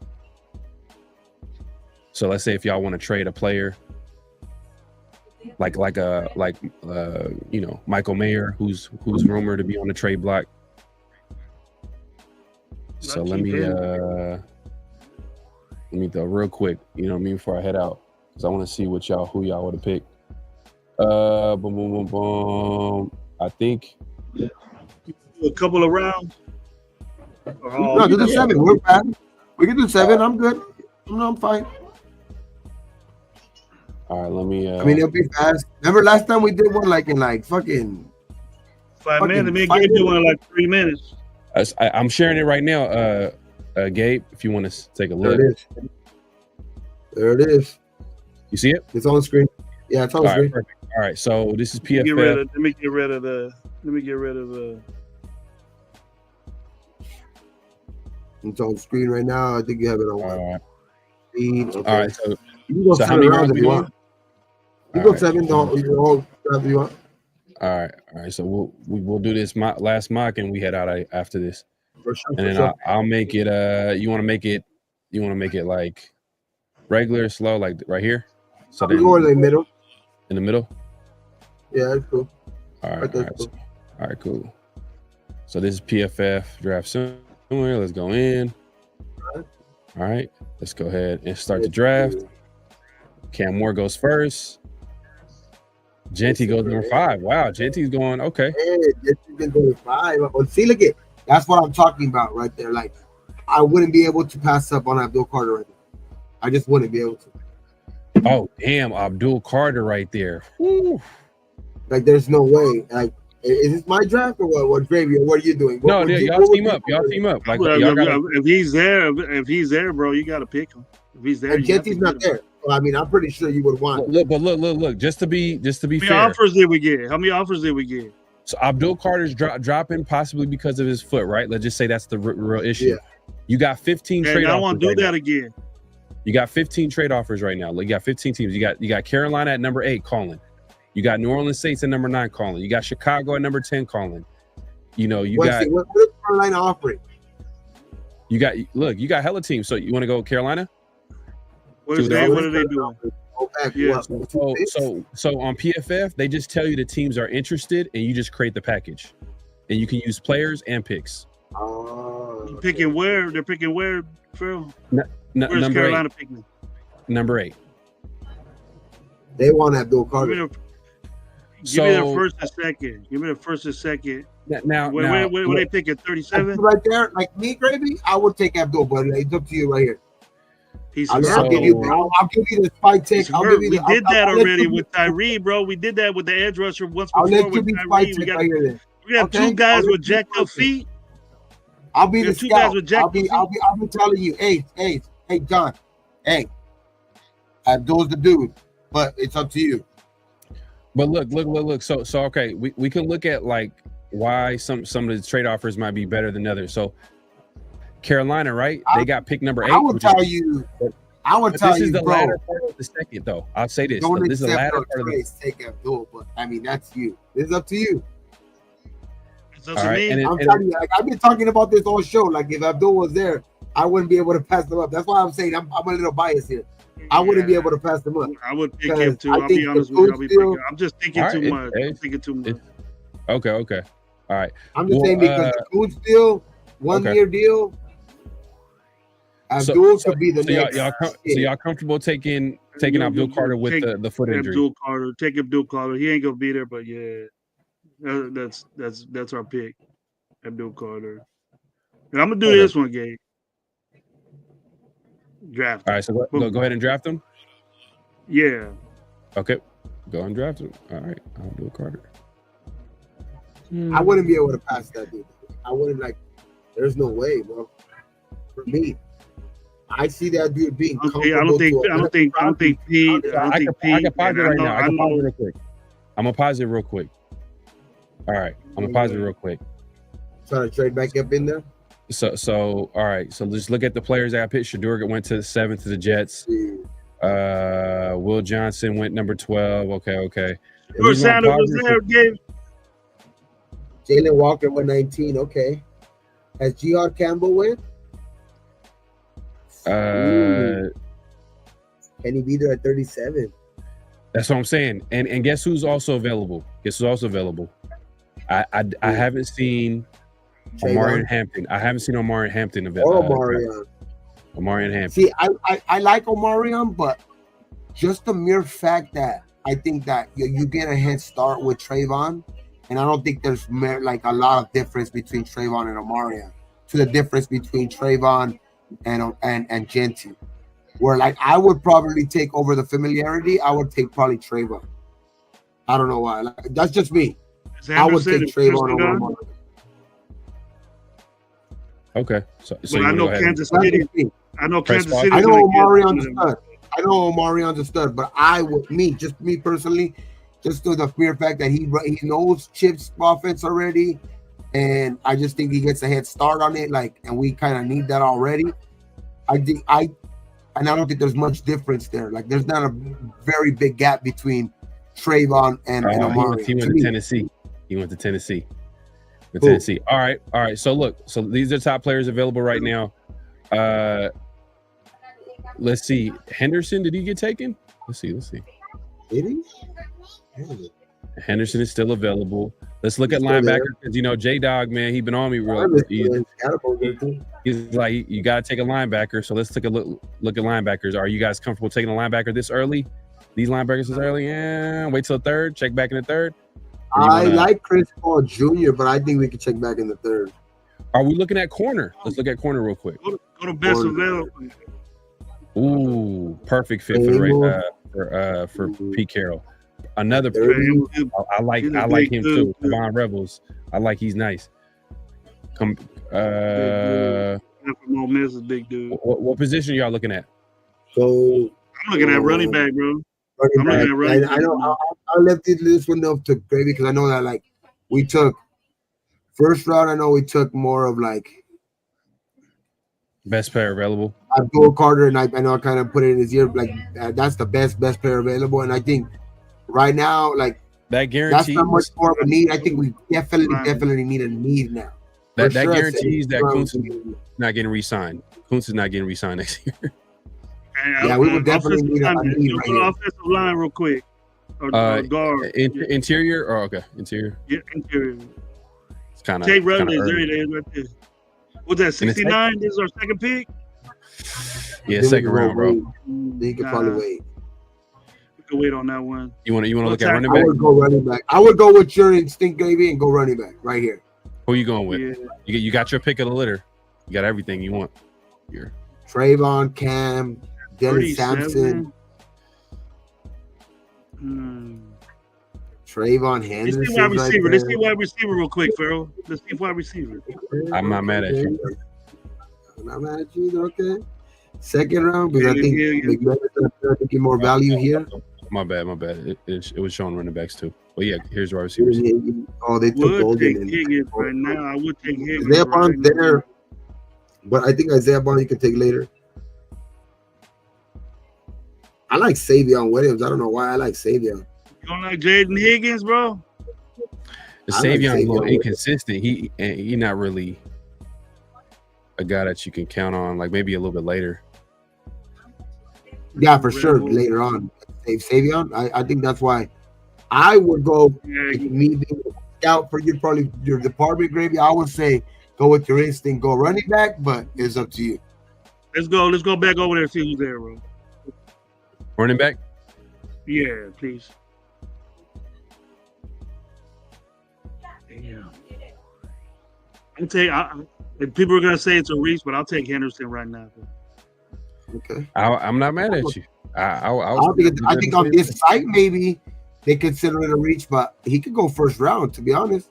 Yeah, I'll take Henderson right now. I don't think it's a reach. All right, Henderson's the pick. Yeah, as much as I love Samson. I like Cam, but I mean, I would probably take Trayvon. Draft from Farrell. Abdul Carter like, or you change your mind, no. Abdul Carter and Trayvon Henderson. I mean, that's a good start for me. Shit, I mean, that's our two impact players. For me, those are two impact players. Now, right here, we got to go interior. I think you can't go wrong with those two guys. All right, so pick number 68. What are we looking at? Looking at linebacker. We're looking at corner. Let's take a look at corner. Corner. Dorian Strong's killer. We look at linebacker. Let's see. What's the linebacker look like? Chris Paul. Chris Paul's still there. I like Jeffrey Bassett. We need a linebacker high too, bro. We need a linebacker. I like Jeffrey Bassett from Oregon too, but on this one, can you see like more of their notes right there? Can you go to Cody Simon? Yeah, I can go to. So you said Cody Simon? Yeah, just real quick. I just want to see I know I seen him more, but what is he like? Coverage, so he run defense grade is actually pretty good. Coverage grades is solid. Average. 70 what? Pass rush is pretty good. 80. The run defense, that's why I seen him. I see him a lot in the backfield. So they picked on him for sure. Check the edge, bro. That's a rating down 106. Then okay. Yeah. Yeah. That's why I probably. Let's look what it says. Analysis. Simon is a traditional inside linebacker who play best in a 3-4. Fellow inside next to him. He's length overall athletic limitations likely make him a rotational reserve. Blake Martinez is his comparison. He's gonna be a backup for us. We don't run 3-4. Yeah, man. I wouldn't take him in the third round. No, I wouldn't take him in the third. No, for sure. I just wanted to see it because the other one, on the other one, they didn't have notes like that. I just wanted to see. How about wide receiver? Okay, go. Here's wide receiver. I like Kyle Williams. Okay, what quarterbacks are left? Okay, let's look at quarterbacks. Ooh, I'll take Jalen Milroe right now. Will Howard, Jalen Milroe still there. Will Howard. I would probably wait till the. Hey, look, you see on the other one, Riley Leonard wasn't ranked, and he's like the third guy left right here, above Dylan Gabriel right here. That's crazy, but I'm going to take Riley Leonard. I'm just saying. Damn. Would you wait right here? I think I would probably wait one more round for one of these quarterbacks. I don't know why. None of them dudes going to be there, Gabe. None of them dudes going to be there. Try defensive line. None of them? Try defensive line. Yeah, I think some of these guys, like the top guys, get taken in the third round. And what about safety? Is Xavier Watts still there? Xavier Watts. No, he got drafted. But let's look at safety real quick. Oh, okay, yeah. They're not playing around on PFF. Oh, they say Xavier Watts. What? Drafting him in the second or in the fourth. On the first. I mean, I like later on. I like that guy. I don't know why I like that dude Malachi Moore out of Alabama, and you could get him later on. I like that dude at safety. I don't know why. Every time I seen Alabama, I seen that dude making plays, but he's ranked lower for some reason. Let's go to receiver again, Farrell, because we're gonna pick somebody right now. Let's go to receiver. Jalen Royals. A lot of people like him. I like Kyle Williams. Speedy guy. What's the size? You know what I mean? Route runner. We need a speed guy. Go to Kyle. Go to his notes. Go to Kyle Williams' notes. The only thing about him, though, I'll say about him, like his size is probably his biggest weakness. He's 5'10", 5'11", doesn't have really big hands. Not a jump ball guy, but he's more of like crazy route runner. What about Xavier?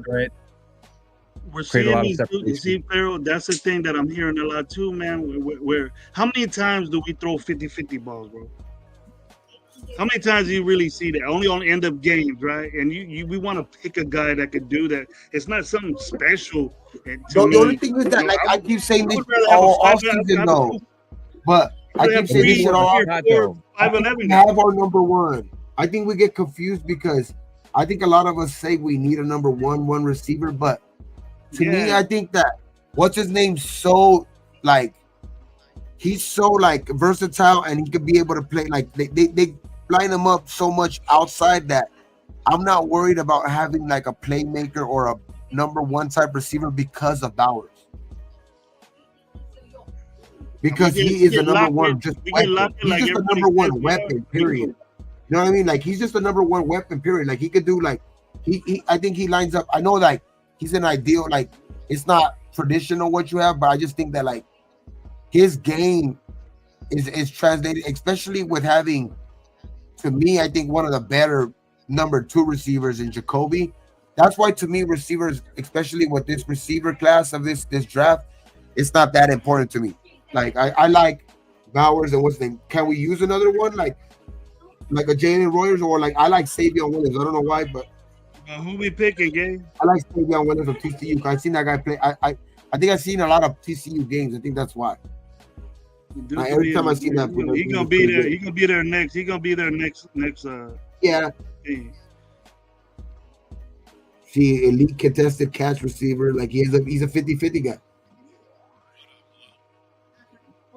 He's a guy like one of those like Horn type guys. Happens in situational games. That a 50-50 ball is situational, bro. It's not big play. It's not. I shouldn't say big play. It is a big play. But would you take a Savion?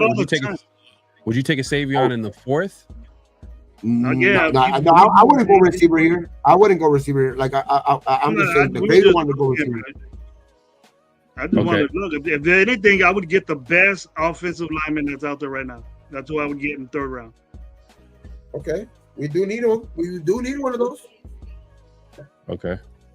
Guard though, I would say more guard here. And Tate Rutledge is and good. Tate Rutledge is right there.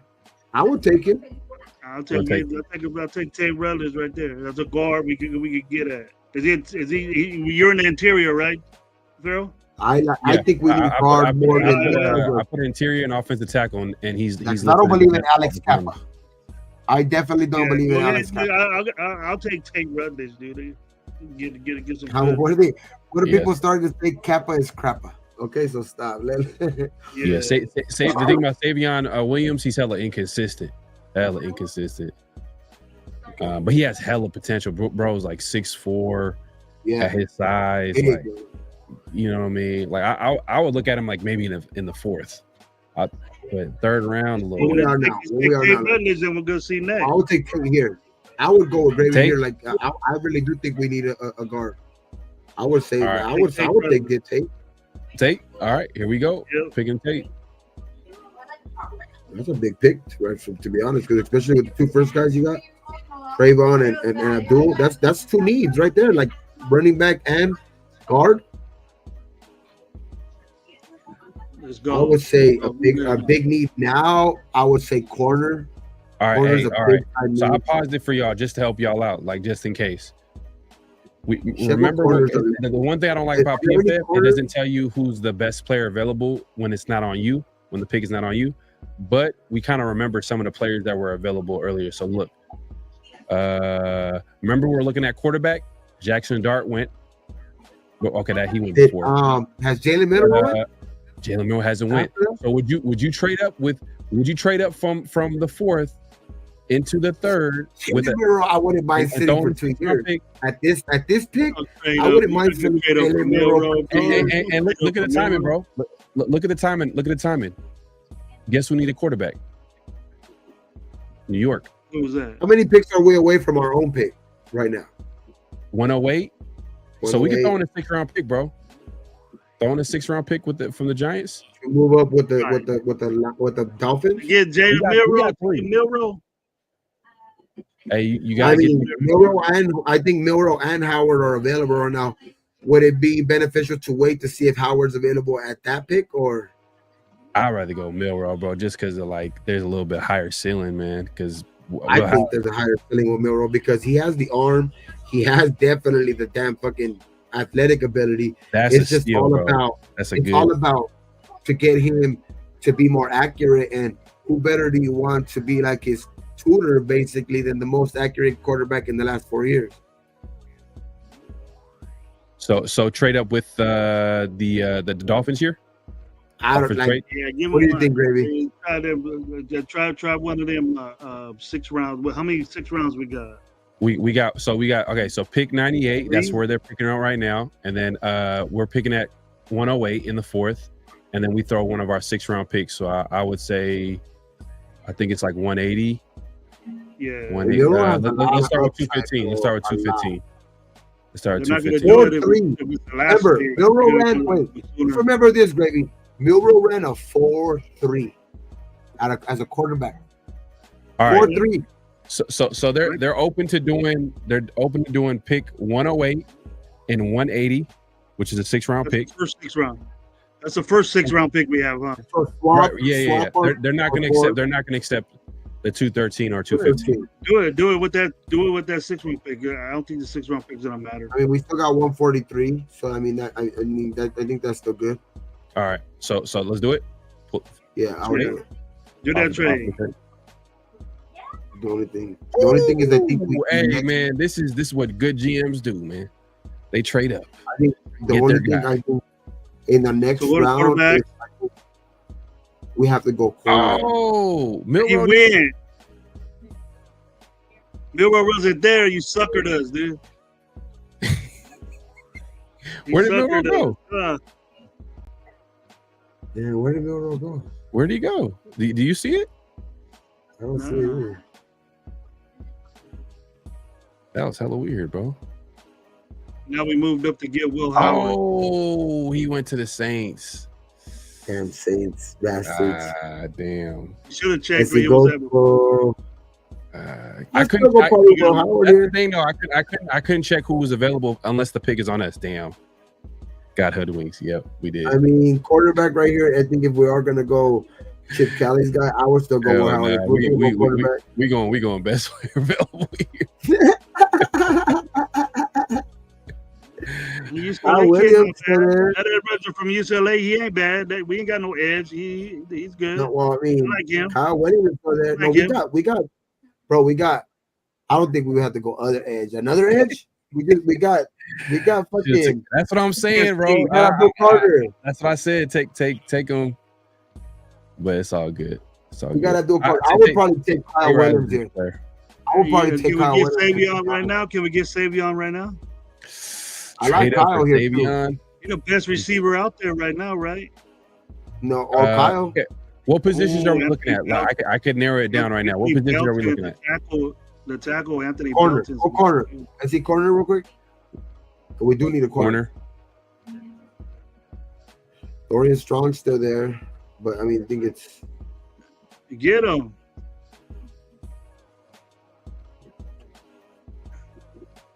Receiver background. What's this say, bro? Can't see that shit. What's his it says Strong ironically lacks some strength in press man coverage and run defense situations near the line of scrimmage, but he is smart, competitive zone scheme cornerback with natural ability to get his hands on passes and cause constant disruption at the catch point. Let's look at his he's 6'1", 185. Damn, I need to see I want to see if he has any type of length. That's little dude. We ain't. There's no use taking him because we don't pick him. I probably would wait until the next round for Kobe. Well, who we get now? We go back to running back and see what's up. Who do we get? Trayvon? I wouldn't mind double dipping at quarterback. I mean running back if there's another guy right there. All right, so I put wide receiver, running back. What other position you want to look at right now? Wide receiver, running back. We got a linebacker. Linebacker. I'll throw a linebacker in there. So wide receiver. This is wide receiver, running back, and linebacker in this list. Kyle Williams is like the best available player out of the wide receiver, running back, linebacker group. You got Damian Martinez. I like him. Actually, you know what? I like a Damian Martinez. I think he goes well with Henderson, because Henderson more of a lightning. Damian Martinez is a thunder. He's more of a physical back. I like Savion better now than I would like Damian. You know what I think messed us up? I think we thought we were gonna get Milrow. I know. I messed up there, bro. My bad. That was my fault. I did not see Milrow was drafted. That's the thing. That's what I don't like about PFF. It doesn't tell you the best available. You gotta like look at it. And it got. I thought because now we're missing a fucking a 5th round pick or something like that. A 6th round. Just a 6th round. Okay. Yeah. But yeah, I mean, what position? What's up, Gabe? I like, to be honest, I like Jeffrey Bassa right there, but I mean, get the linebacker shit. Get the linebacker. We need a linebacker. He's the best linebacker out there. Get him. He ain't even got no. Former safety. Divine Diablo's a special here. I knew Gravy as soon as he said former safety, he was gonna be like, nah, fuck that shit. Yo, how much he weigh? Let me click on it real quick.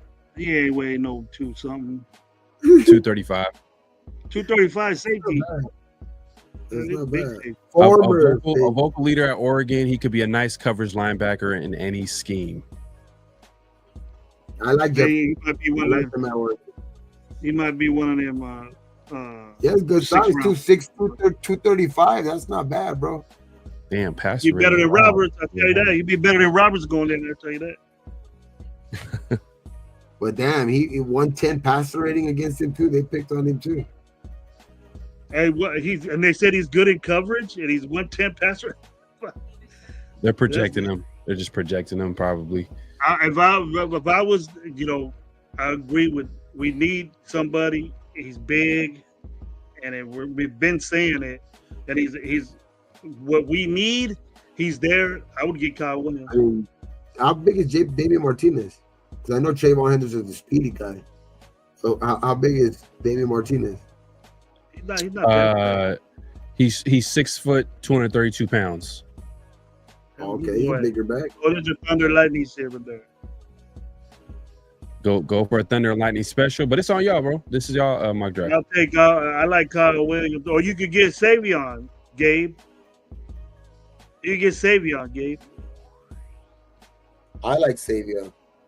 Out of those two guys, I think I see a little bit more Savion, but I'm not too familiar with Kyle's game. That's why. That's the only reason. Well, Kyle's a big dude. He's a big boy. They're both big. Savion's 6'4". They're about the same. So Kyle Williams, damn, they don't even have a scouting report, but he's like 5'10". His biggest weakness is he said he was big. Then I got the wrong dude. Savion's a big guy. Savion's big. Yeah, Savion's the bigger guy, but Kyle Williams is more. He's more of the shiftier route runner. Has nice releases.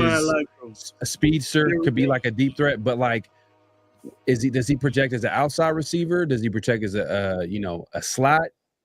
You know what, Pharaoh, nowadays in football, man, a slot could be a deep threat. They do all them they run down the sideline just as much as a Z would or an X would. So those little, yeah. But if they draft Kyle Williams, the Trey Tucker's days are numbered for sure. Yeah, but I wouldn't mind going Savion here. Savion? Yeah, you save. Yeah, I agree with that. All right, let's go Savion then. We need a receiver, a big receiver like that, though. Yeah. It's always good to have those big guys, but I don't. Oh, Isaiah Bond was available, by the way. He got drafted. Damn. Well, Savion's better. His value. Yeah. I mean, All right. Kyle Williams is still available. Oh man, we could double up and get speed, and we get an outside receiver. But hey, defensive lineman right here. Let's go defensive line.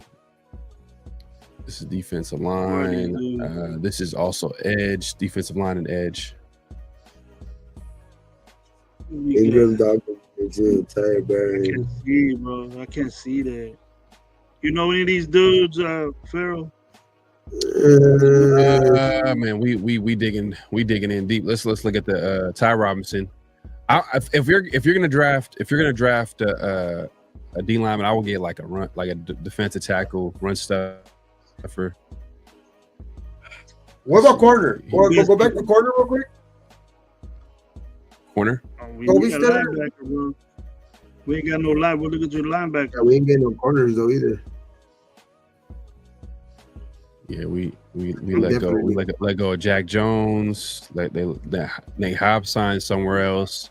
We have to. DCAM has to have a good season this year. He has to come back. We're gonna be really young at that. We're gonna be super young because we didn't. I ain't confident in these dudes we got. I ain't confident with Stokes and Lonnie Johnson. I ain't comfortable with that shit. What about safety? It'll be obvious to pick double dip on corners too if we can. That's still there. Billy Bowman's still there. Another Woodson. Those are safeties. Those are safeties. We need those. We'll get another Woodson. You're gonna get Gabe at cornerback. Wait. Linebacker real quick. Linebacker.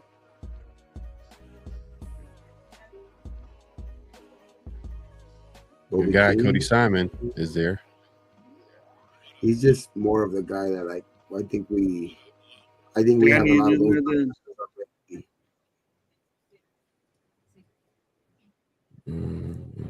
Those dudes are young, man. DCAM is better than them all the other linebackers that we were looking at as far as pass coverage. But yeah, but that's what we need. We know we're gonna stop the run.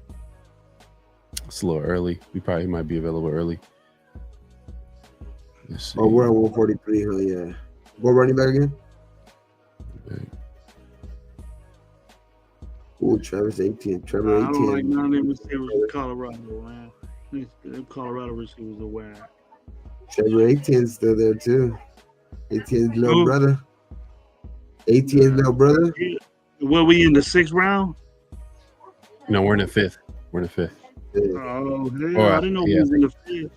Yeah, we in the 5th. Let's go back there. I'll go get the running back now. Another one. Is Daniel Martinez still there? Nah, he got picked. ATM, Brashard Smith is good though too. Damn, that's crazy that if we would have went with Martinez, we could have still grabbed Kyle Williams here. Or this is another like height, weight, speed guy right here. Dante Thornton out of Tennessee. He's like, like 6'4", 6'5", ran a 4.3. You want to double dip on wide receivers, Gabe? Oh, I'm just saying. I would like Kyle Williams too. I would probably double dip at. I would double with the names that are available. I would probably double dip at running back here. Who's that running back? Okay.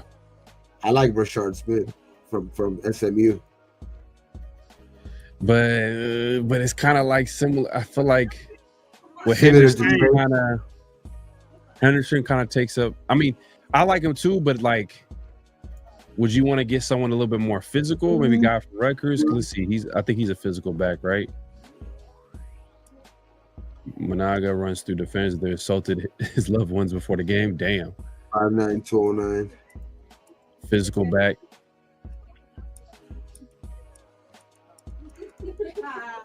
All right, let's see. So what quarterbacks are still there? What quarterbacks are still there? So if you're looking for Thunder, there's some options here. You got Kyle, maybe Mullins here. We didn't take a quarterback out. Did Will Campbell leave already? Did Will Howard leave already? Let's see. Oh, this is a Raider connection here. A lot of people, they've been talking about this. Quinn Ewers being a guy connected to. I would do that in the Fed. Get Quinn Ewers. Or Tyler Shook. I like his traits over Quinn. I do kind of like Tyler Shook too, but I think he'll be available in this round. To be honest, you got to get a quarterback, and right now is the perfect time to do it.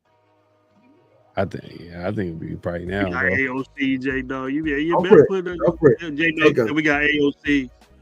Get Tyler Shook. Go take him. That's our pick. We need a quarterback. I wouldn't mind him sitting behind Gino. Dude, if Kyle this is when we lost our 6th round pick, and then we got drafted. We got a long ways to go, huh? 40. Let's see. Round. We got 2 second. You guys got 2 second round picks plus a 7th, I believe. This is it right here. Oh, yeah, we coming up. There it is. So who y'all looking at? What position y'all want to look at?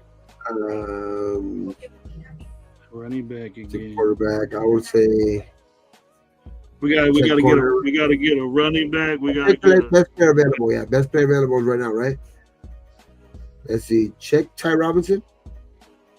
We do need a defensive interior. Yeah.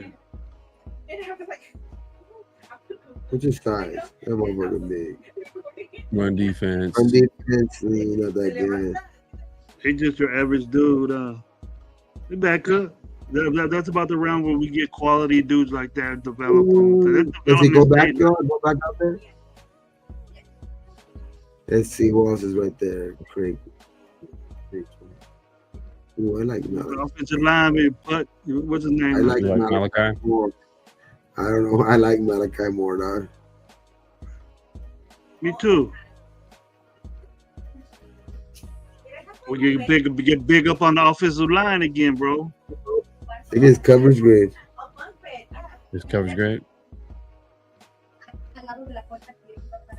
Not bad. I mean, shit. What was the overall grade? Was it 84.9 this year? I like Malachi more. Like Malachi Moore. I like Malachi more too. Let's go offensive line, bro. See who's there. Damn, there's not even any corners available to draft. Nah, that one, none of that. That's wild. Safety. RJ Mickens, Malachi Moore. Let's get more, man. He's the best. He's good for us right there. Malachi Moore's good for us. Okay. So let's do. Ty Robinson, Gabe, you got Ty Robinson's good. Is all right. Who's left? So we have one more pick. Last pick, right? Oh no, 2 more picks. Well, I get the pick. I'll get the safety, bro. I'll get the safety. All right, we're on the clock. Ty Robinson's still there. He's still there, bro. And then we got right there. Look at shit. We got because we were 2 picks away from there. That's why. Yeah. Jimmy Horn still out there. Hey, there's a running back right there with double dip on the running back. Get the running back from USC. Hey, how you feel about Teddy Buchanan? The linebacker? Yeah. Coverage game, but passer rating, not too, all the other linebackers are like. We're gonna start thinking about getting a linebacker. Go up to the best player available real quick. Let's see what a name that was. I think I see right there. That's the best player available right there, right? Go up. Mm-hmm. What position you want to go to? You want to change positions? No, right there. No, right there is cool.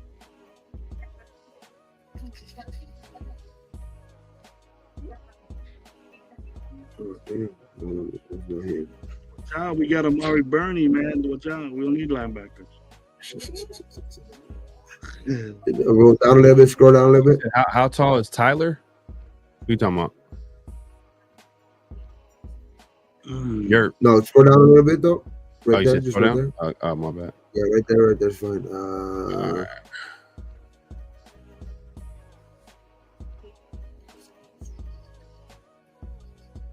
What do you think you rated right here?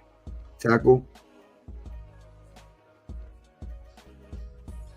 Check that guy, Jalen Travis. What from Iowa?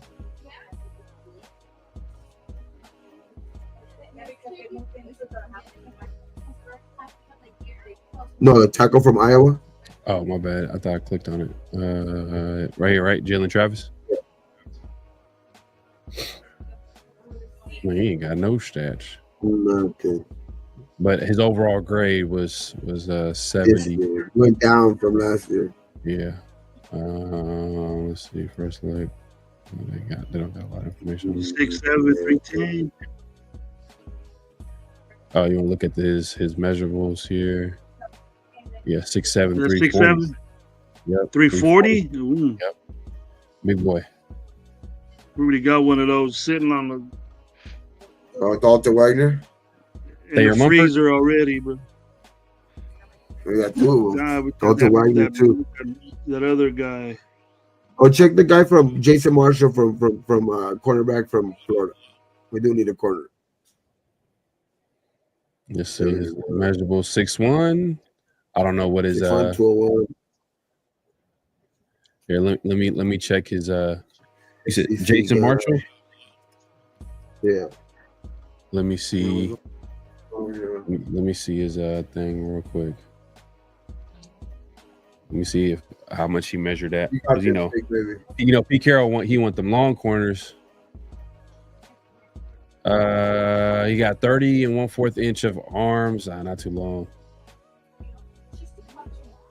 He ran a 4.49. As you get right now, the type guys you get.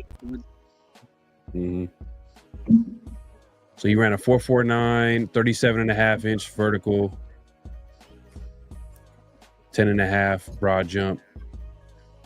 We get the best available. That's what we gotta do. Yeah, go best player available. I see. Go to best player. I think he is one of the best player available though too. Jason Marshall. I think he's one of the ones left.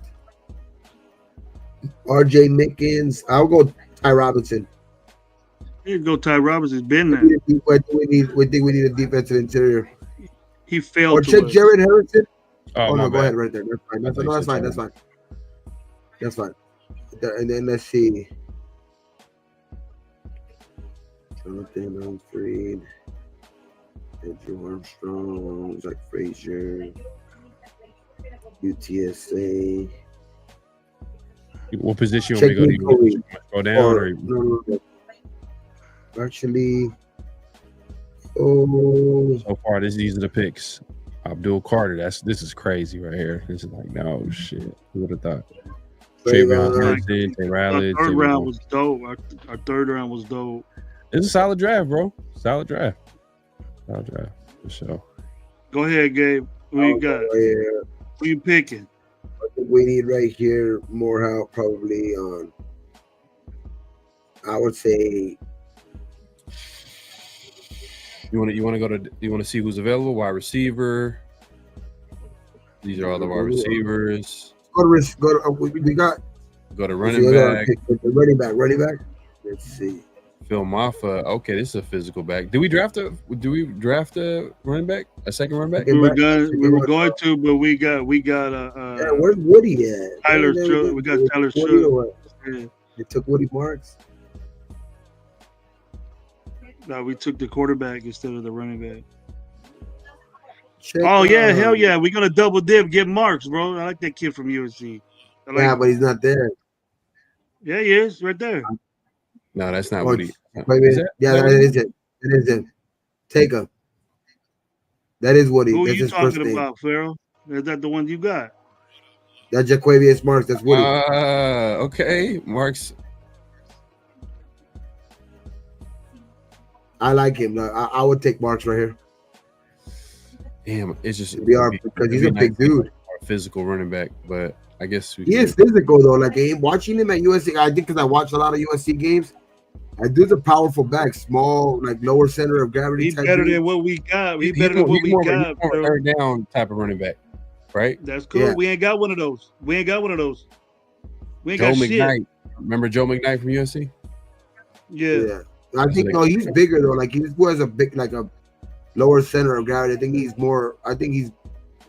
bigger, like in between. If the Raiders get this guy right here, Dylan Lobby's days are numbered. He should be. I would take him though. You take Marks. I'll take Marks.